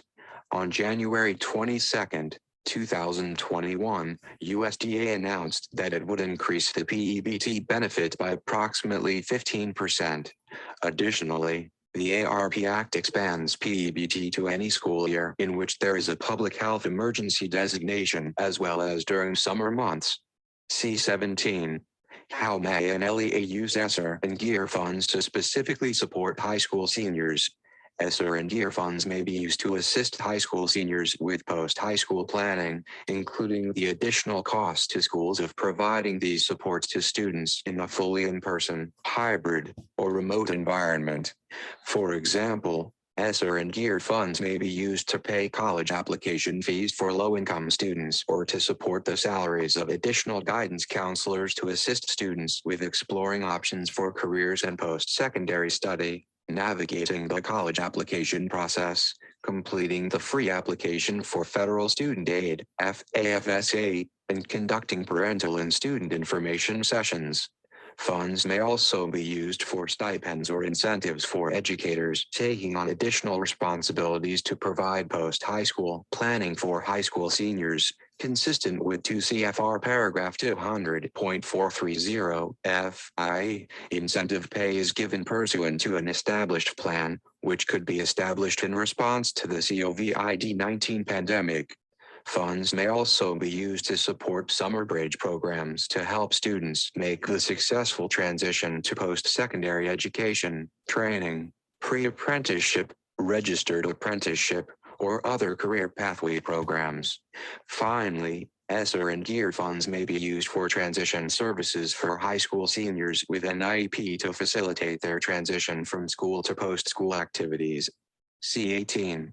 May an LEA use ESSER and GEAR funds to support students who graduated high school in the class of 2020 and students who will graduate in 2021 who have not yet successfully transitioned to college or careers? Yes. Consistent with Perkins V, an LEA may use ESSER and GEAR funds to support former students who graduated high school in the class of 2020 or who will graduate in 2021, i.e., during the pandemic, but have not yet successfully transitioned to college or careers. For example, an LEA may provide college or career counseling, assistance with college applications or entry into job training programs, job training, post-secondary counseling, and related services, including for associate and baccalaureate degree programs, and financial literacy. C19. May an LEA use ESSER and GEAR funds to support distance learning, including the purchase of educational technology for student use? Yes. An LEA may use ESSER and GEAR funds for activities that support distance education and promote long-term improvements in technology infrastructure and operations in their effective use. These activities might include providing online learning to all students, including students with disabilities, English learners, students experiencing homelessness, and students in foster care, and training educators. 41. In the effective implementation of online learning, to support the continuity of learning, an LEA may use ESSER and GEAR funds to purchase educational technology for student and educator use, including mobile technology devices such as tablets and laptops, providing off-campus access to reliable, high-speed internet for students and teachers through the purchase of internet-connected devices, equipment, mobile hotspots, wireless service plans, or installation of community Wi-Fi hotspots, especially in underserved communities. Teleconferencing applications or programs. Software online virtual programs, screen capture recording software, online virtual cultural curriculum programs, online virtual tutoring curriculum programs, learning and management systems. Technology accessories, such as headphones, speakers, laptop cameras, and assistive technology devices. 22 such as dedicated communication devices and applications for text-to-speech, graphic organizers, or word prediction. Supporting distance learning requires the effective use of technology by educators. Funding may also be used to provide professional development, including through professional learning communities, to support educators in effectively using technology to provide meaningful learning opportunities for students that are aligned with grade level expectations. Funds may also be used to support other school personnel such as speech therapists, guidance counselors, and social workers to effectively provide student services virtually as needed. C20. May an LEA use ESSER and GEAR funds for a pre-kindergarten or other early childhood education program? Yes, because an early childhood education program is an allowable use of funds under the ESEA and IDEA, it is allowable under ESSER and GEAR. An early childhood education program is 1. A Head Start program or an early Head Start program carried out under the Head Start Act, 42 U.S.C. 9831 ed.sec, including a migrant or seasonal Head Start program, an Indian Head Start program, or a Head Start program or an early Head Start program that also receives state funding. 2. A state licensed or regulated child care program. Or 3. A program that serves children from birth through age 6 that addresses the children's cognitive, including language, early literacy, and early mathematics, social, emotional, and physical development, and is either a state pre-kindergarten program, a program authorized under Section 619 or Part 100 of the IDEA, CFAQ C5, or a program operated by an LEA, see Section 8101(16) of the SEA. In addition, ESSER funds may be used for other activities that are necessary to maintain the operation of and continuity of services and leads and continuing to employ existing staff of the LEA. As a result, ESSER funds could be used to prevent layoffs or service cuts to existing LEA early childhood education programs. C21. May ESSER and GEAR funds be used to serve adults, including English learners, who are eligible to be served under the Adult Education and Family Literacy Act? Yes. An LEA may use ESSER and GEAR funds for any activity authorized by the Adult Education and Family Literacy Act, AEFLA, which is Title II of the Workforce Innovation and Opportunity Act. These activities could include 22 IDEA defines assistive technology device as any item, piece of equipment, or product system, whether acquired commercial off-the-shelf, modified, or customized, that is used to increase, maintain, or improve the functional capabilities of a child with a disability. The term does not include a medical device that is surgically implanted, or the replacement of such device. 34 CFR paragraph 300.5. 42. Conducting outreach activities to re-enroll eligible adults who may have discontinued their attendance due to the COVID-19 pandemic. Providing career counseling for eligible adults who suffered job loss as a result of the COVID-19 pandemic. Purchasing technology, including laptops, Wi-Fi hotspots, or tablets that enable adult learners to access virtual instruction. Professional development for adult education instructors in the effective implementation of online learning. Providing instruction to improve digital literacy of adult learners, including English learners, to improve digital access and inclusion. Assessing the skills and educational progress of adult learners using virtual assessment tools, and accessing PPE and cleaning and disinfecting classrooms used during the regular school day so that they may be used for adult education and literacy activities in the evening. C22. May ESSER and GEAR funds be used for career and technical education? Yes.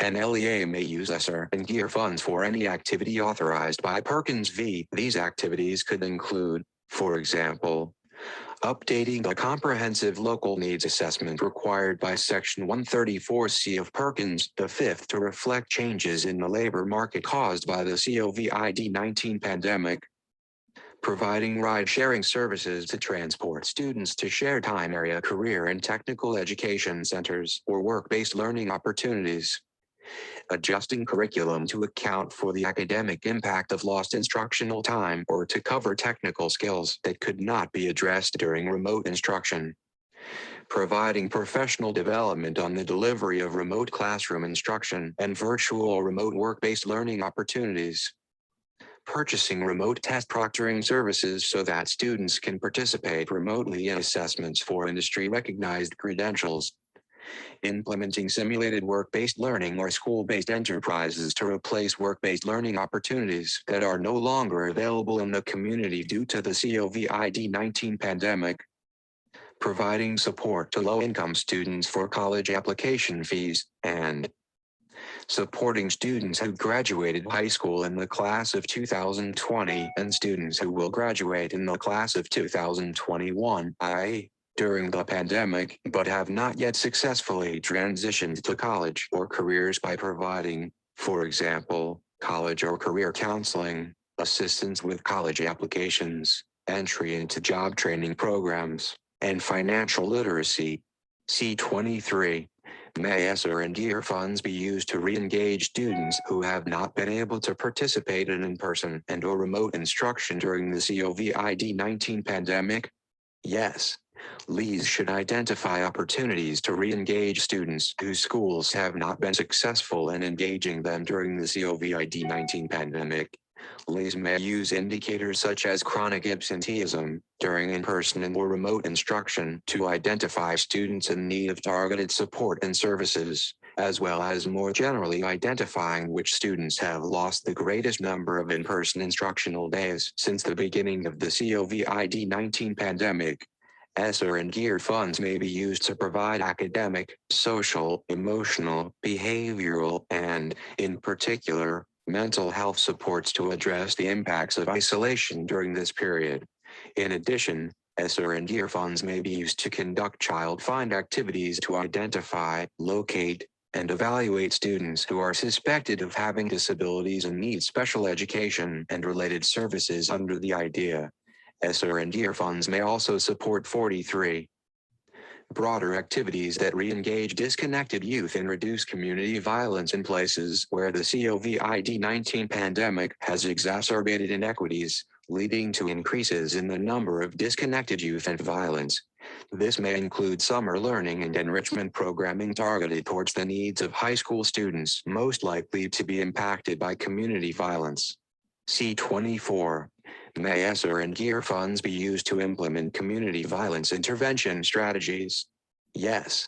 Community violence intervention, CVI, strategies address students' social, emotional, mental health, and academic development and are especially important in the context of the disproportionate impact of the COVID-19 pandemic on previously underserved groups of students.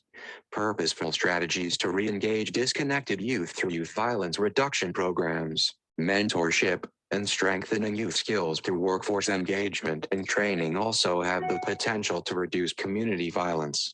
Effective strategies are further described in Volume 2 of the Department's COVID-19 Handbook available at https://www.ed.gov/documents/coronavirus/reopening-2.pdf.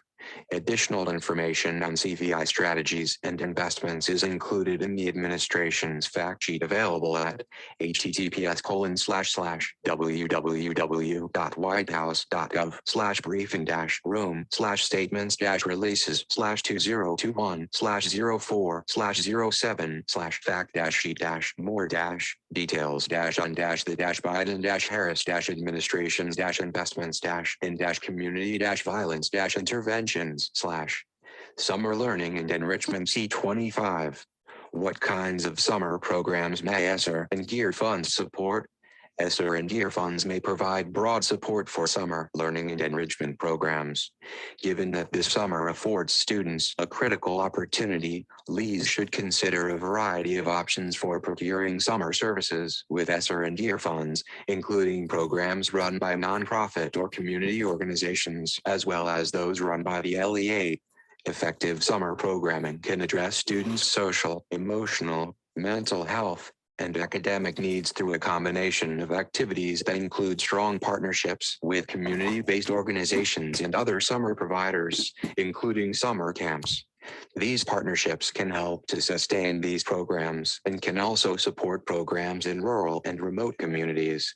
States and LEAS should maximize enrollment in summer programs, with a particular focus on underserved students and students most impacted by the COVID-19 pandemic, including providing transportation and meal services. Programs should target students of all ages, including high school students, and can include work-based or service learning opportunities or summer bridge programs to support successful educational transitions. Moreover, NSEA must reserve at least 1% of its total ARP-ESSER allocation for evidence-based summer enrichment programs, and LEAS must reserve at least 20% of their ARP-ESSER funds to address the academic impact of lost instructional time through the implementation of evidence-based interventions, which may include summer programs, particularly to address the disproportionate impact of the COVID-19 pandemic on underserved student subgroups. Evidence-based summer learning and enrichment programs are further described in Volume 2 of the Department's COVID-19 Handbook, available at https://www.ed.gov/documents/coronavirus/reopening-2.pdf. 44. C26. May ESSER and GEAR funds be used for summer job or service learning programs for high school students? Yes. As part of state and LEA efforts to mitigate lost instructional time due to the COVID-19 pandemic, ESSER and GEAR funds may be used to support summer learning and enrichment programs that provide training, work-based learning, and jobs to high school students. Funds may be used both to support the training that high school students receive and to supplement the pay provided to students by employers that participate in the summer jobs program. Funds may also be used to support service, learning, or other volunteer opportunities for high school students. C27. Do federal procurement requirements permit non-competitive procurements, if necessary, to enable an SEA or LEA to use ARP-ESSER funds to operate a summer enrichment program in 2021? Yes. Under the Uniform Guidance into CFR paragraph 200.317, NSEA when procuring property and services under a federal award, must follow the same policies and procedures it uses for procurements from its non-federal funds. Thus, NSEA is authorized under the Uniform Guidance to use any authority provided for in its state procurement policies and procedures that allows for non-competitive procurements. For example, if NSEA has flexibility under its state procurement procedures to allow a sole source contract, particularly during an emergency such as the COVID-19 pandemic, the SEA may procure contracts with ARP-ESSER funds in accordance with that flexibility.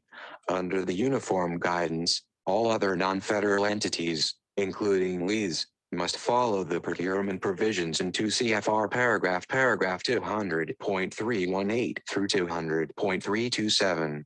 Under 2 CFR paragraph 200.320 C, an LEA may, to the extent doing so is consistent with its policies and procedures, use non-competitive procurement if any of the following conditions are met. 1. The acquisition of property or services, the aggregate dollar amount of which does not exceed the micro-purchase threshold, $50,000. 2. The item is available only from a single source. 3. The public exigency or emergency for the requirement will not permit a delay resulting from publicizing a competitive solicitation. 4. The federal awarding agency or pass-through entity expressly authorizes a non-competitive procurement in response to a written request from the non-federal entity, or 5. After solicitation of a number of sources, competition is determined inadequate.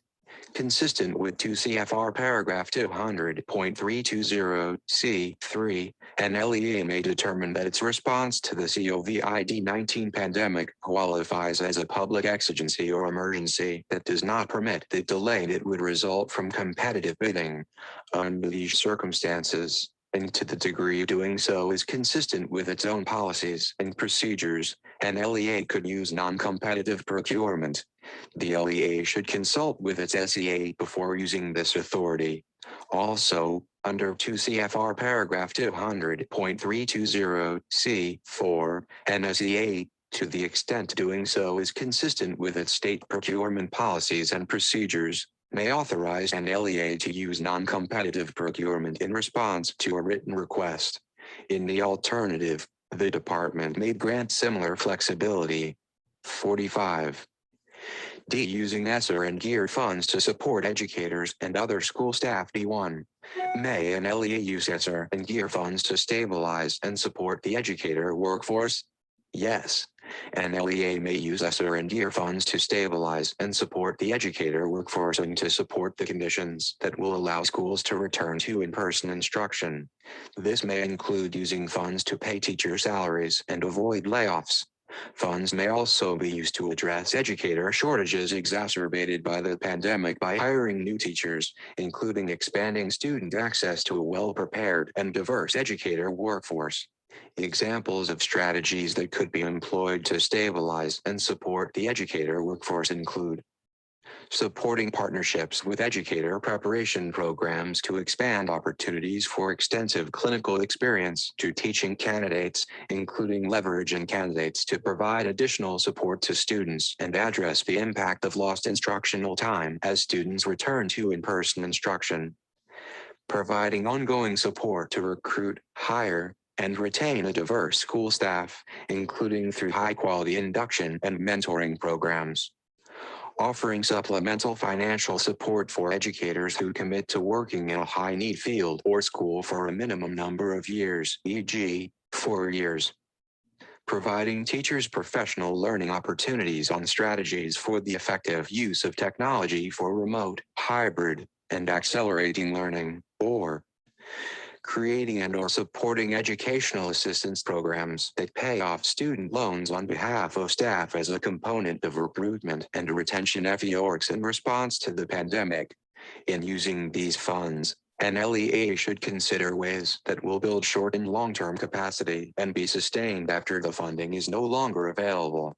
Evidence-based approaches to stabilizing the educator workforce are further described in Volume 2 of the Department's COVID-19 Handbook, available at https://www.ed.gov/documents/coronavirus/reopening-2.pdf. D2. May an LEA use ESSER and GEAR funds to hire additional health support staff? Yes. Funds may be used to hire new counselors, nurses, social workers, and other health support staff to help students and staff with their emotional and physical well-being and help students and staff deal with the impact of the COVID-19 pandemic. An LEA should consider how to use the funds in ways that will build its short and long-term capacity and be sustained after the funding is no longer available. D3. Must an entity that receives ESSER or GEAR funds under the CARES Act or CRRSA Act continue to pay employees and contractors to the greatest extent practicable during the period of any disruptions or closures related to COVID-19? Yes. Cs, LEAs, and any other entity that receives ESSER I, ESSER II, or GEAR funds must assure that they will continue to pay employees and contractors during COVID-19 pandemic-related disruptions or closures to the greatest extent practicable. There is no similar requirement in the ARP Act, however. ARP ESSER funds may be used to continue to pay employees and contractors. In addition, ESSER and GEAR funds may be used to hire new staff and to avoid staff layoffs. See FAQA 16 for information on 46. Requirements related to documentation for personnel expenses in the Uniform Guidance, 2 CFR paragraph 200.430 I. D4. May an LEA use ESSER and GEAR funds to pay overtime to its salaried custodians and other staff in order to prepare for a safe reopening of schools and sustain safe school operations? Yes.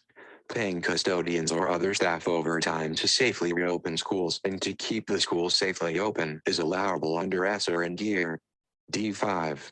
May an LEA use ESSER and GEAR funds to provide child care services or instructional supervision to the children of teachers and other staff in order to enable them to return to their teaching or other school responsibilities? Yes. An LEA may use ESSER and GEAR funds for the costs associated with providing child care and instructional supervision to children of teachers and staff, so long as certain conditions are met. For example, an LEA might contract with a daycare provider to make spaces available for teachers with young children whose regular daycare services are unavailable due to the COVID-19 pandemic, so that those teachers can continue to provide educational services to students. An LEA might also provide a retention incentive to teachers with young children that could offset the cost for childcare in order to retain those teachers, which is an allowable use of funds under Part A of Title II of the ESEA if teacher retention is a challenge due to the COVID-19 pandemic. D6. May an LEA use ESSER and GEAR funds to provide premium pay or other additional compensation for teachers, principals, and other school personnel, including school nutrition staff and custodians? Yes. Premium pay must be reasonable and necessary and consistent with 2 CFR paragraph 200.430 F, and given pursuant to an established plan, which could be established in response to the COVID-19 pandemic, consistent with applicable collective bargaining agreements and other relevant policies and requirements. D7. May an LEA that has experienced significant unbudgeted increases in unemployment costs use ESSER and GEAR funds to pay for those costs? Yes. An LEA may use ESSER or GEAR funds to pay for unemployment costs if necessary. However, an LEA may want to consider alternate sources of funding for the unemployment expenses and use ESSER and GEAR funds for more traditional education uses to prevent, prepare for, or respond to the COVID-19 pandemic. Additionally, as with all grant activities, the use of funds must meet all applicable Uniform Guidance requirements and be reasonable and necessary to meet the purpose of the programs. 47. Additional fiscal considerations timelines for obligating funds. E1. What is the timeline for a governor, SEA, or LEA to obligate funds under ESSER and GEAR I? A governor, SEA, or LEA, as applicable, has until September 30th, 2022 to obligate the ESSER and GEAR I funds it receives. This includes the 12-month Tidings Amendment period. Note that the timeline for obligating funds is distinct from the timeline for a state to award funds within 1 year of receipt or return them to the Department for reallocation. Sections 18,002 D and 18,003 F of the CARES Act.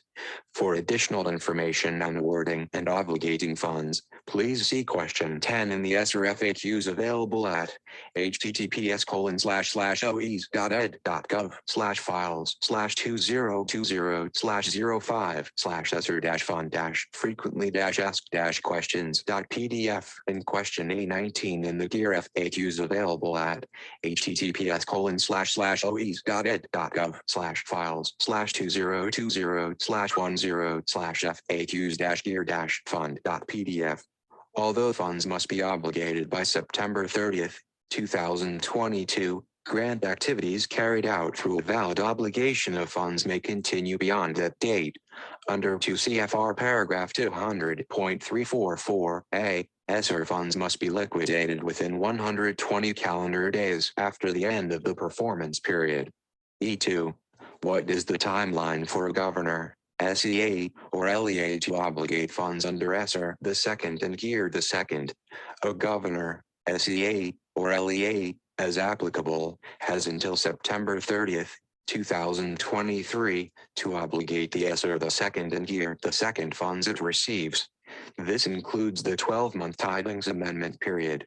Note that the timeline for obligating funds is distinct from the timeline for a state to award funds within 1 year of receipt or return them to the Department for reallocation, Sections 312F and 313G of the CRRSA Act. For additional information on awarding and obligating funds, please see question 10 in the ESSER FAQs available at https://oes.ed.gov/files/2020/05/ESSER-fund-frequently-asked-questions.pdf and question A19 in the GEAR FAQs available at https://oes.ed.gov/files/2020/10/FAQs-gear-fund.pdf. Although funds must be obligated by September 30th, 2023, grant activities carried out through a valid obligation of funds may continue beyond that date. Under 2 CFR paragraph 200.344a, ESSER funds must be liquidated within 120 calendar days after the end of the performance period. E3. What is the timeline for an SEA or LEA to obligate funds under ARP ESSER? An SEA or LEA has until September 30th, 2024, to obligate the ARP ESSER funds it receives. This includes the 12-month tidings amendment period. Although funds must be obligated by September 30th, 2024, grant activities carried out through a valid obligation of funds may continue beyond that date.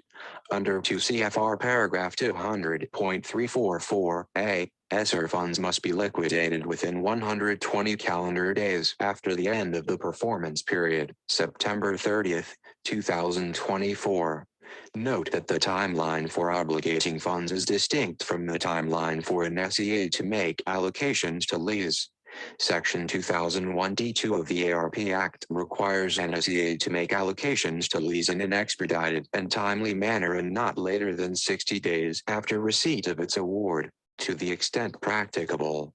Additionally, the ARP Act requires that an SEA award its ARP ESSER funds within 1 year of receipt or return them to the Department for reallocation, Section 2001G of the ARP Act. With respect to funds that an SEA must allocate to LEAs, an SEA will have met the requirement to award the funds within 1 year by meeting the requirement in Section 2001D2 of the ARP Act to make allocations to LEAs in an expedited and timely manner and, to the extent practicable, not later than 60 days after receipt of its 48 award. For funds that an SEA reserves, the SEA must, within 1 year of receiving the funds, award the funds through grants or contracts or by retaining funds to provide direct services. For additional information on awarding and obligating funds, please see question 10 in the ESSER FAQs available at https://oes.ed.gov/files/2020/05/ESSER-fund-frequently-asked-questions.pdf. Administrative funds and indirect costs E4. May a governor or SEA reserve ESSER or geared funds for administrative costs? Yes. An SEA may reserve 1/2 of 1% or less of its total ESSER allocation for administrative costs, including both direct and indirect administrative costs. This reservation must come from the portion of funds not required to be allocated to LEAs under the formula and is not subject to the requirement that funds be awarded within 1 year of receipt. Funds for administrative costs under ESSER remain available to the SEA for obligation through September 30th, 2022, while funds for administrative costs under ESSER the second remain available to the SEA for obligation through September 30th, 2023, and funds for administrative costs under ARP ESSER remain available to the SEA for obligation through September 30th, 2024. A governor may charge as an expense to the geared fund an amount that is reasonable and necessary to effectively administer the program consistent with cost principles in the Uniform Guidance. Administrative costs include costs, direct and indirect, involved in the proper and efficient performance and administration of the GEAR Fund. However, to maximize the funds available for services to students and the public, the department encourages each governor and superintendent to minimize the amount of administrative costs charged to the program. Funds for administrative costs under GEAR remain available to the governor for obligation through September 30th, 2022, while administrative costs under GEAR II remain available to the governor for obligation through September 30th, 2023. E5. May an LEA use ESSER or GEAR funds to defray the cost of administering the program? Yes. An LEA may charge as an expense to the ESSER or GEAR fund an amount that is reasonable and necessary to effectively administer the program consistent with the cost principles in the uniform guidance. Administrative costs include costs, direct and indirect, involved in the proper and efficient performance and administration of ESSER or GEAR funds. For example, an LEA may use ESSER funds to hire personnel to assist in the planning, implementation, and oversight of ESSER fund activities. E6. May a governor or SEA determine what constitutes a reasonable and necessary amount of funds necessary for an LEA to effectively administer the program? Yes. As part of its oversight of the GEAR and ESSER funds, a governor or SEA may determine the amount of ESSER or GEAR funds an LEA may use for administration. For example, an SEA or governor may establish a maximum percentage of funds that an LEA may use to administer the program, absent a demonstration by the LEA that it needs additional funds for administration. E7.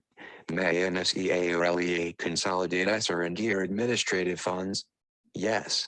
Sections 8201A and 8203 of the SEA permit Cs and LEs, respectively, to consolidate administrative funds under certain SEA programs. The Secretary may designate additional programs from which administrative funds may be consolidated. 49. Under that authority, the department designated ESSER-I, ESSER II, ARP-ESSER, GEAR-I, and GEAR II funds and the emergency assistance to non-public schools (EANS) program as programs under which an SEA or LEA, as applicable, may consolidate administrative funds. An SEA may consolidate administrative funds under two or more of the ESSER-I, ESSER II, and ARP-ESSER funds, the EANS program, and the GEAR-I and GEAR II funds without also consolidating other SEA program administrative funds, as long as the SEA can demonstrate that the majority of its resources are derived from non-federal sources. Specifically, an SEA may consolidate the 1/2 of 1% of its ESSER-I, ESSER II and ARP-ESSER funds able to be reserved for state administration, the amount of EANS funds available for state administration, and, if the SEA is administering a portion of the GEAR-I or GEAR II funds on behalf of the governor, a reasonable and necessary amount of those funds. If the SEA consolidates administrative funds under these programs, it is not required to keep separate records for how it uses those administrative funds. Consolidated administrative funds may be used to administer the programs included in the consolidation, as well as for administrative activities designed to enhance the effective and coordinated use of funds under programs included in the consolidation. An LEA may consolidate administrative funds under the ESSER-I, ESSER II, ARP-ESSER, GEAR-I, and GEAR II funds with the approval of the SEA to administer the programs included in the consolidation and, as is the case with the consolidated state administrative funds, for administrative activities designed to enhance the effective and coordinated use of funds under programs included in the consolidation. E8. May an LEA charge indirect costs to its ESSER or GEAR fund subgrant? Yes. Indirect costs and rates must comply with the uniform guidance and the department's administrative regulations. See 34 CFR paragraph 76.56076.563 on indirect costs. Because the ESSER and GEAR funds do not have a supplanting prohibition, an LEA may use its unrestricted indirect cost rate. E9. How might ESSER or GEAR funds affect NCs or LEA's indirect cost recoveries? To obtain indirect cost recoveries, an SEA or LEA is allowed to apply its currently negotiated indirect cost rate to obligations incurred under ESSER or GEAR. The negotiated indirect cost rate for the current fiscal year is based on actual cost information from a prior fiscal year. Therefore, applying the currently negotiated indirect cost rate to the increased funding under ESSER or GEAR, which was not considered in the indirect cost rate calculation, could result in an over-recovery of indirect costs in the current period. Such an over-recovery will be adjusted in a future fiscal year, thereby reducing indirect cost recoveries during that future period. To avoid a future compounding effect of fewer program dollars and reduced indirect costs, the department recommends that an SEA or LEA closely monitor the potential impact of ESSER and GEAR funds on its indirect cost recoveries and consider making appropriate adjustments during the current period, i.e., by potentially recovering less funding for indirect costs in the current period. Those adjustments will reduce the dollar impact in future years and allow for stability in future budgets. 50. Revenue loss E10. May an SEA or LEA use ESSER and GEAR funds to supplement or restore its rainy day fund rather than use the funds for specific purposes? No.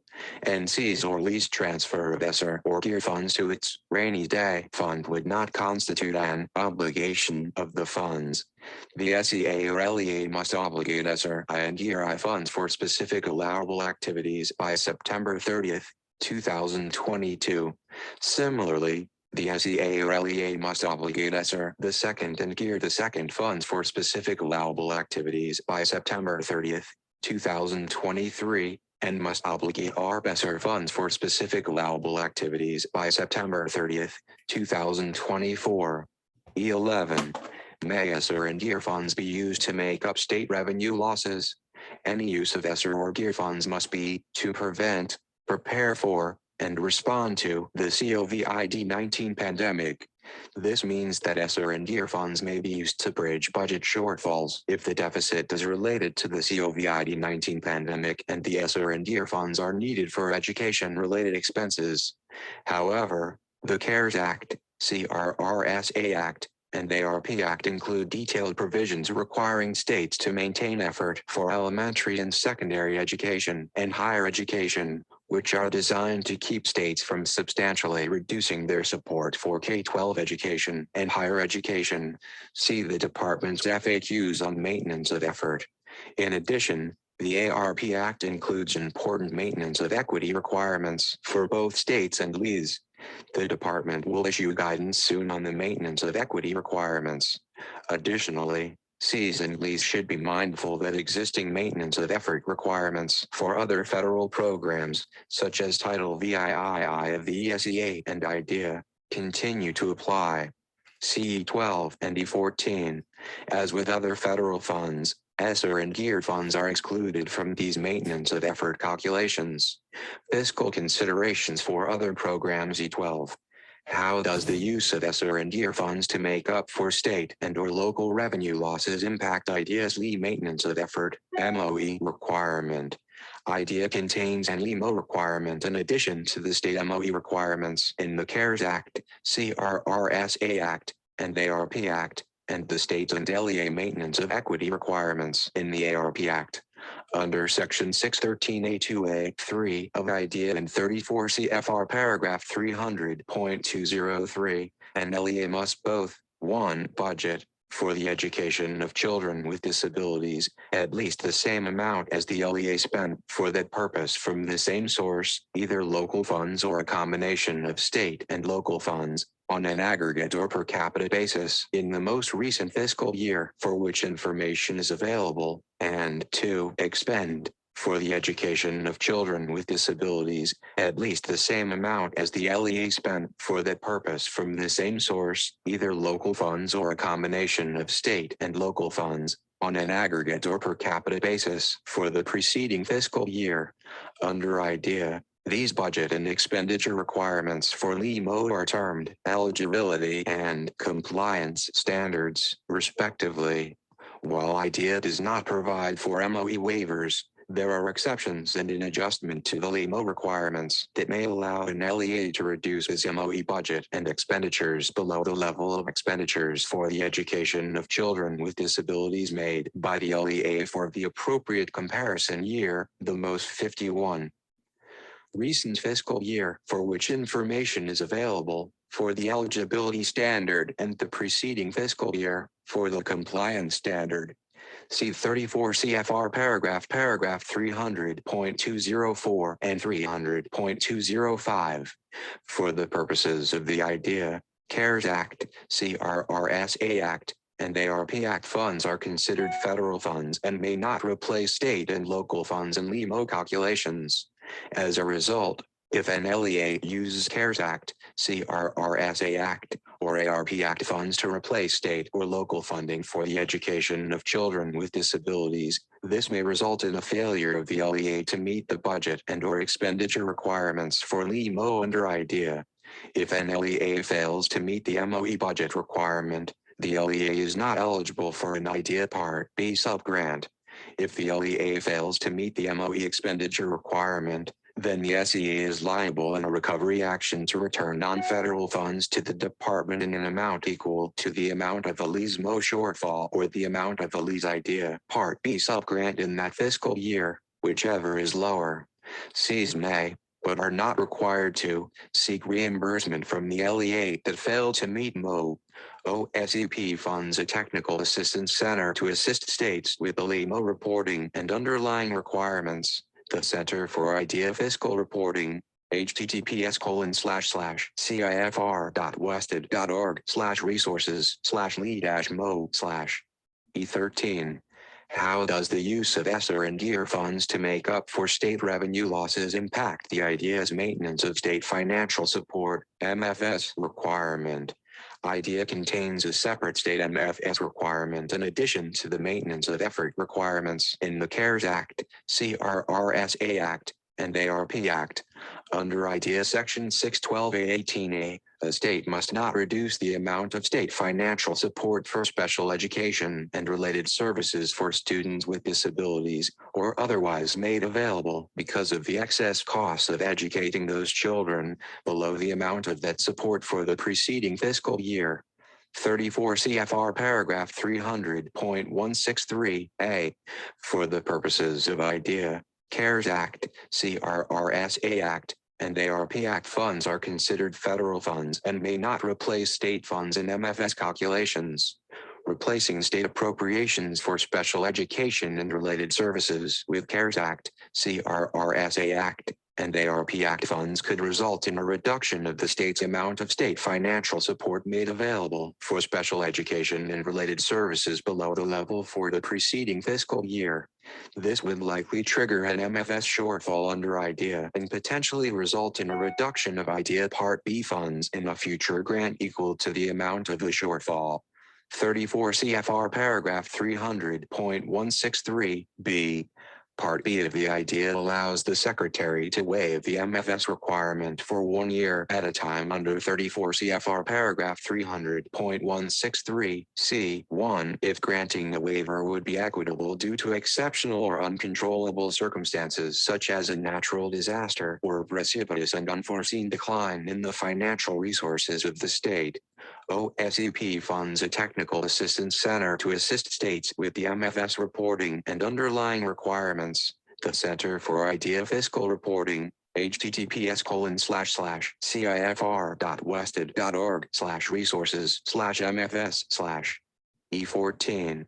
How does the use of ESSER and GEAR funds to make up for state and/or local revenue losses impact the LEMO requirement in Section 8521 of the SEA? Section 8521 of the SEA contains an LEMO requirement applicable to cover the SEA programs, in addition to the state MOE requirements in the CARES Act, CRRSA Act, and ARP Act, and the state and LEA maintenance of equity requirements in the ARP Act.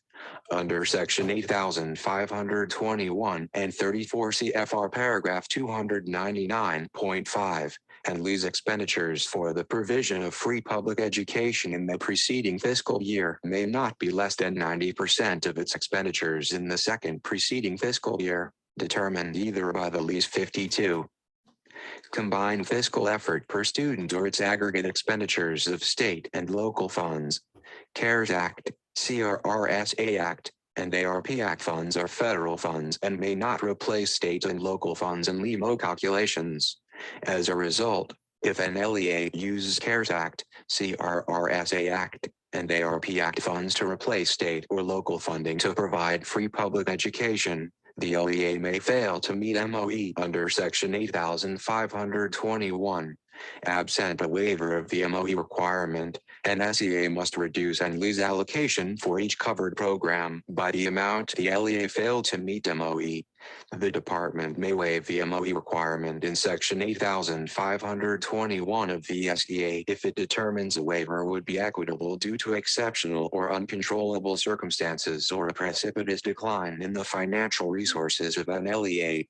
If an LEA experienced a precipitous decline in state and local resources caused by the COVID-19 pandemic, that could warrant the department's granting an MOE waiver. With respect to exceptional or uncontrollable circumstances, the statute includes the example of a natural disaster or a change in the organizational structure of the LEA. In addition to these two examples, there may be other instances of exceptional or uncontrollable circumstances that might warrant when a waiver would be granted, such as a significant reduction in expenditures of state and local funds due to temporary closures or changes in on-site operations caused by the COVID-19 pandemic. 53. Technical Appendix making elementary and secondary school emergency relief formula subgrants to LEAs under the American Rescue Plan Act and Coronavirus Response and Relief Supplemental Appropriations Act, 2021. This technical appendix has been prepared for the benefit of state administrators who are tasked with making formula subgrants to LEAs under the American Rescue Plan, ARP, Act's Elementary and Secondary School Emergency Relief, ARP-ESSER, and under the Coronavirus Response and Relief Supplemental Appropriations, CRRSA Act, 2021's Elementary and Secondary School Emergency Relief Component, ESSER the Second, .23 ARP-ESSER and ESSER the Second requirements. A state educational agency, SEA, must allocate at least 90% of its total ESSER the Second grant and ARP-ESSER grant by formula to LEAs. The SEA must determine each LEA's ESSER the Second allocation and ARP-ESSER allocation in proportion to the amount of funds the LEA received under Part A of Title I of the Elementary and Secondary Education Act of 1965, ESEA, in the most recent fiscal year, Section 313C of the CRRSA Act and Section 2001D1 of the ARP Act, respectively. Title I, Part A subgrants to LEAs for the purpose of allocating ARP-ESSER and ESSER the Second funds to LEAs. The following points regarding Title I, Part A subgrants apply. Federal Fiscal Year, FY 2020 Title I, Part A subgrants that were awarded by each SEA to LEAs for the 2020-2021 school year are the most recent Title I, Part A funds on which an SEA bases ESSER the Second and ARP-ESSER subgrants. Therefore, with the exception of Step 6 below relating to new or significantly expanded charter school LEAs in school year 2021-2022, an SEA has the data needed to calculate ESSER the Second and ARP-ESSER LEA allocations because the SEA has already determined the fiscal year FY 2020 Title I, Part A LEA subgrant amounts. FY 2020 Title I, Part A subgrants are those that each SEA determined under Title I, Part A, Subpart 2, that is, the aggregate of basic grants, concentration grants, targeted grants, and education finance incentive grants for which each LEA was eligible after the SEA adjusted in accordance with the 23 guidance for the CARES Act allocations. ESSER I was included in the technical appendix in the ESSER FAQs. 54. Regulations in 34 CFR paragraph 200.70, 200.7524, and 200.100, 25. The LEA allocations on the census list calculated by the Department. 26.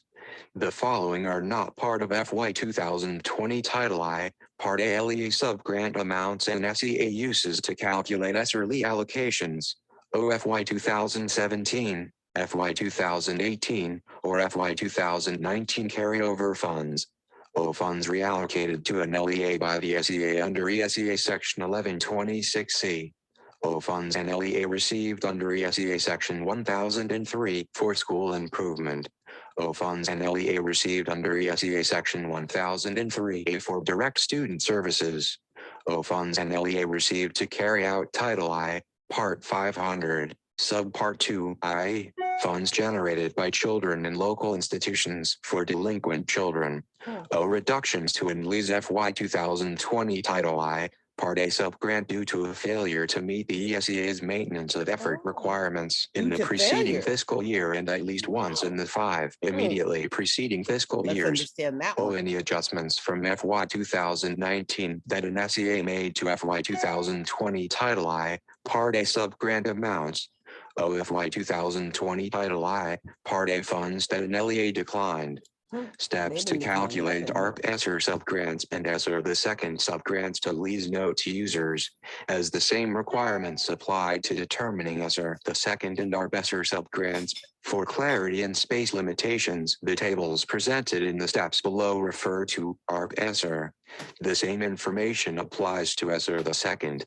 These steps describe the procedures an SEA follows to calculate the ESSER the second LEA allocations and ARP ESSER LEA allocations. An SEA can complete steps 1 through 5 in order to make ESSER the second subgrants and ARP ESSER subgrants to existing eligible LEAs. The SEA completes step 6 once it has determined whether any new charter school LEAs have opened for school year 2021-2022 or any existing charter school LEAs have significantly expanded for school year 2021-2022, e.g., during the fall of 2021. See SEA Section 4306. An example follows each step, with a combined example for steps 2 and 3. Step 1. The SEA determines the total amount of ESSER the second and ARP ESSER funds it has available to allocate to LEAs through the respective ESSER the second and ARP ESSER formulas by determining the amount of ESSER the second funds it will retain for the SEA reserve under Section 313E of the CRRSA Act, a maximum of 10% of its total grant, including funds for state administration.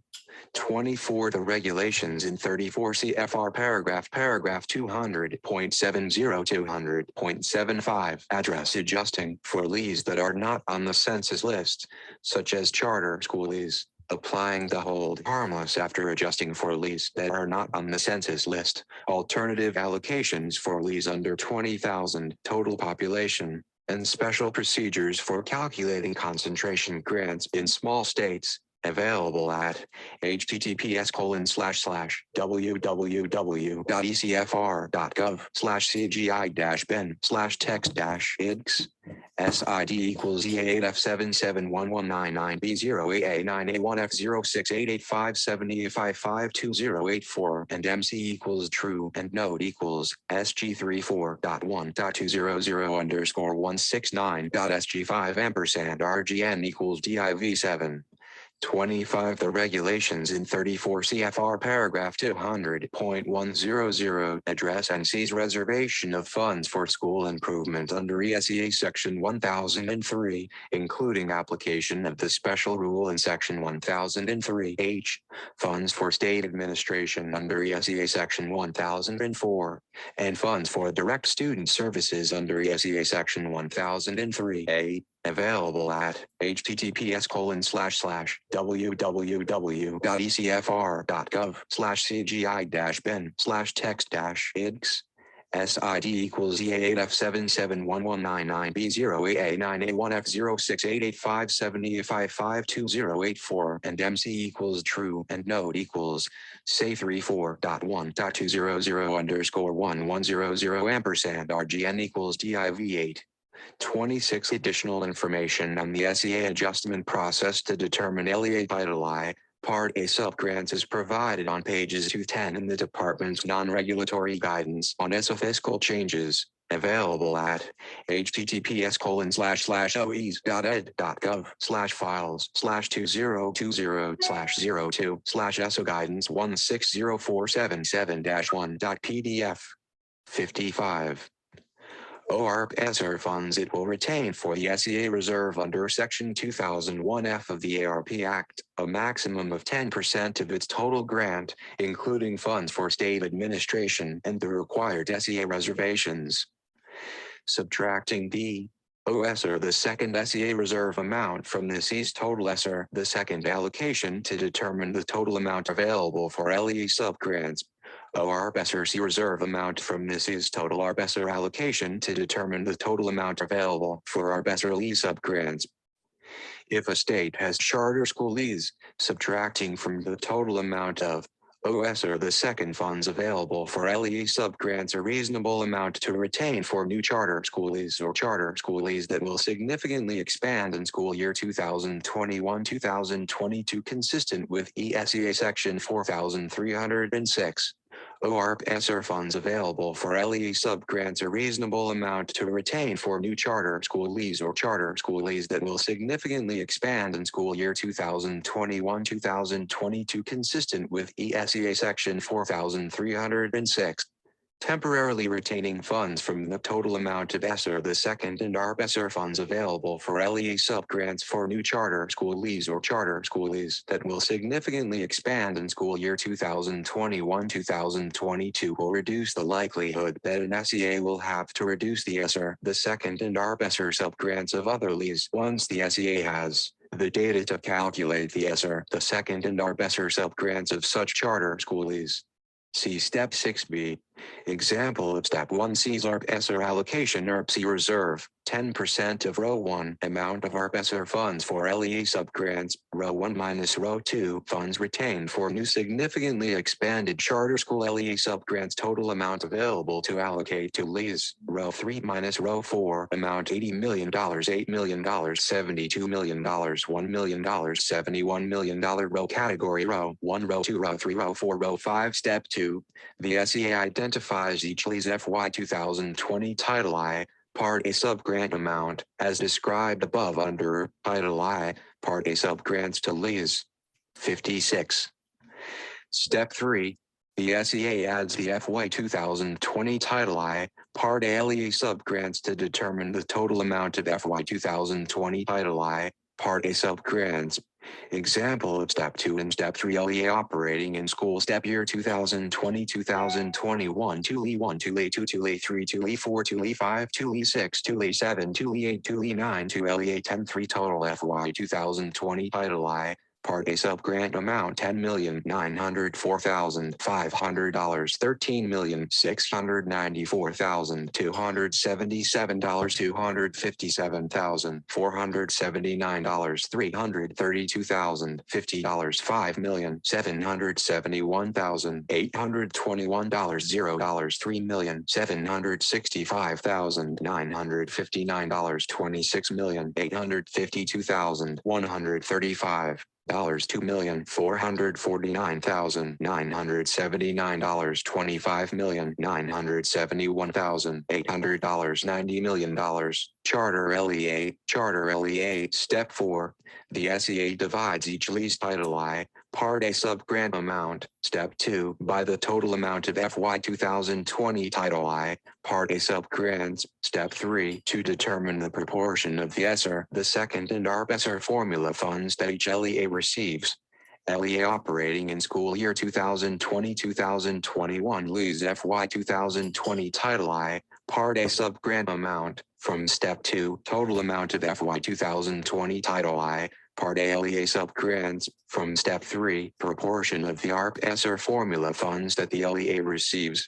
Step 2 divided by Step 3, LE 1, LE 2, LE 3, LE 4, LE 5, LE 6, LE 7, LE 8, LE 9, LEA 10. Example of Step 4, $10,904,500, $13,694,277, $257,479, $332,050, $5,771,821, $0, $3,700,000, $165,959, $26,852,135, $2,449,979, $25,971,800, $90,000,000, $90,000,000, $90,000,000, $90,000,000, $90,000,000, $90,000,000, $90,000,000, $90,000,000, $90,000,000, $90,000,000, .1212. 1522.0029.000.00418.000.00272.2886 Charter LEA 57. Step 5. The SEA multiplies the proportion identified in Step 4 by the portion of its ESSER, the second and ARP ESSER funds that it will immediately distribute by formula as determined in Step 1 to calculate each LEA's ESSER, the second subgrant and ARP ESSER subgrant. LEA operating in school year 2020-2021 proportion of the ARP ESSER formula funds that the LEA receives. From Step 4, total amount of ARP ESSER funds available to allocate to LEAs. From Step 1, ARP ESSER LEA subgrant, amount determined in Step 1 multiplied by Step 4, LEA 1, LEA 2, LEA 3, LEA 4, LEA 5, LEA 6, LEA 7, LEA 8, LEA 9, LEA 10. Total example of Step 5.121.271 million, $0.152271 million, $0.002971 million, $0.003771 million, $0.064171 million, $0.00071 million. $0.041871 million, $0.298471 million, $0.0272771 million, $0.288671 million, $8,602,439, $10,803,263, $203,122, $261,951, $4,500. $53,325, $0, $2,970,923, $21,183,351, $1,932,761, $20,488,865, $71 million. Charter LEA, Step 6. The SEA recalculates the ESSER of the second LEA allocations and ARP ESSER LEA allocations after it determines whether there are any new charter school LEAs or any existing charter school LEAs that significantly expanded for school year 2021-2022 in accordance with the definition of significant expansion of enrollment in 34 CFR paragraph 76.787.27 Step 6A applies only if for school year 2021-2022 there are no new charter school LEAs or charter school LEAs that significantly expanded in a state. The SEA allocates the amount it retained under Step 1 for potential new charter school LEAs to the LEAs to which it made ESSER the second subgrant allocations and ARP ESSER subgrant allocations in proportion to those amounts. 27. An SEA will implement Step 6 after the SEA determines whether there are any new charter school LEAs or charter school LEAs that significantly expanded for school year 2021-2022 based on receiving written notification from a charter school LEA at least 120 days prior to the date the school is scheduled to open or significantly expand. See 34 CFR paragraph 76.788. Thus, this step likely will not occur until fall 2021. 58.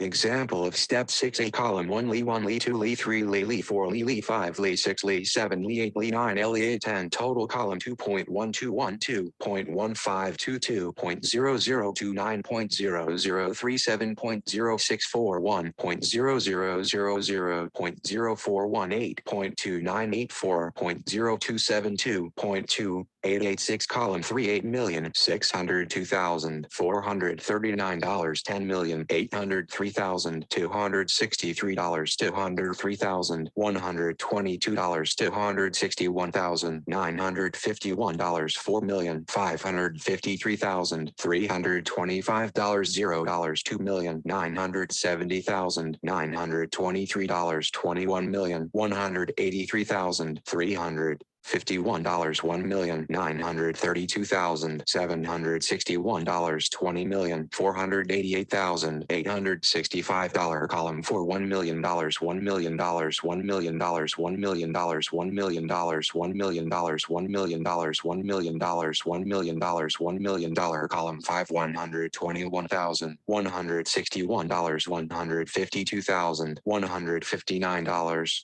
$2,861, $3,689, $64,131, $0, $41,844, $298,357, $27,222, $288,576, column 6, $8,723,600, $10,955,400. $22, $205,983, $265,640, $4,617,456, $0, $3,012,767, $21,481,708, $1,959,983, $20,777,441, LEA operating in school year 2020-2021 proportion of ARP ESSER formula funds that the LEA receives. From Step 4, initial ARP ESSER lease subgrant. From Step 5, amount SEA retained for new or significantly expanded charter lease. From Step 1, ARP ESSER lease allocation of retained amount. Column 4 multiplied by Column 2, revised ARP ESSER lease subgrant. Column 3 plus Column 5, charter, $71 million, $1 million, $72 million.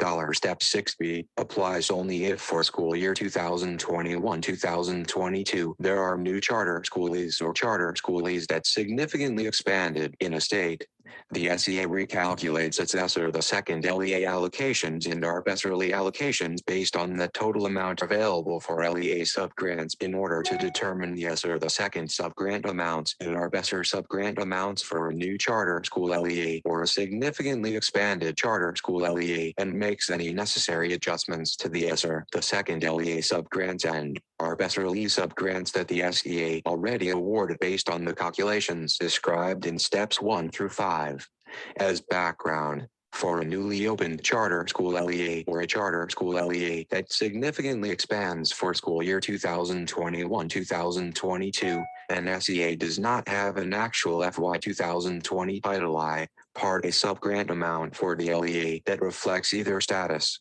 ESEA Section 4306A, however, requires, with respect to any funds that the department allocates to states on a formula basis, including ESSER the second and ARP ESSER, a state to take such measures as are necessary to ensure that every charter school receives the federal funding for which the charter school is eligible not later than 5 months after the charter school first opens. Notwithstanding the fact that the identity and characteristics of the students enrolling in that charter school are not fully and completely determined until that charter school actually opens.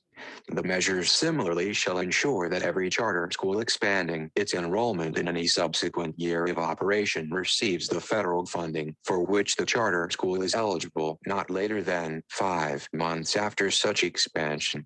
In order to comply with ESEA Section 4306A, an SEA must determine an ESSER the second LEA subgrant allocation and an ARP ESSER LEA subgrant allocation for a new or significantly expanded charter school in 59. School year 2021-2022 by deriving what the charter school leads FY 2020 Title I, Part A allocation would have been based on the characteristics of the charter school lease students in school year 2021-2022.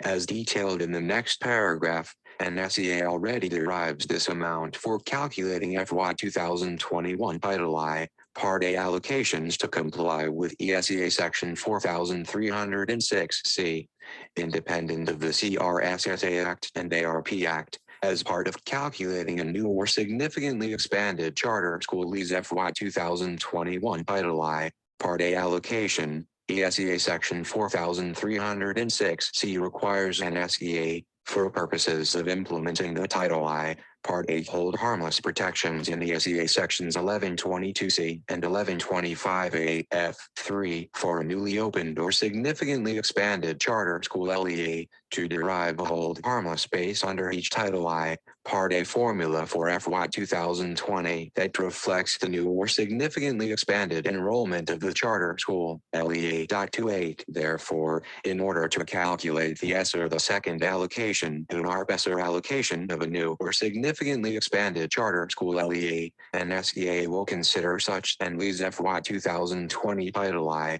Part A allocation as the sum of its hold harmless base under each Title I. Part A formula that the SEA calculates for FY 2021 Title I, Part A allocations in accordance with ESEA Section 4306C. An example of calculating the ESSER the second allocation and ARP ESSER allocation for a new or significantly expanded charter school LEA and adjusting the ESSER the second subgrants and ARP ESSER subgrants and SEA already made, as shown in steps 1-5, follows on the next page. 28. For more information on ESEA Section 4306 CC pages 4-7 in the department's non-regulatory guidance on ESSA fiscal changes. Available at https://www.ed.gov/policy/lc/leg/essa/essa guidance 160477.pdf. 60. Column 1, Column 2, Column 3 example of Step 6B, Column 4, Column 5, Column 6, Column 7 LEA initial ARP ESSER subgrant from Step 5 FY 2020 Title I, Part A subgrant amount or ESEA Section 4306 CFY 2020 derived Title I, Part A. Okay, you just have to understand there is significant guidance as to how these dollars are spent. But what all this money in public education and why my people, Black people, don't feel that they're entitled to ensure that access is happening for the children that look like them, I'm just so confused. But there was a article that talked about the lack of transparency and the misallocation of funds here in state of Nevada. And I'm sorry, this is 2021. We're gonna have to come up and acknowledge that all children deserve the right to learn. And that's America. That's the America that I know. So we'll stop the share and I'm going to stop the recording and then I'm going to upload. It's been like 4 hours. I'm going to upload it to my YouTube channel.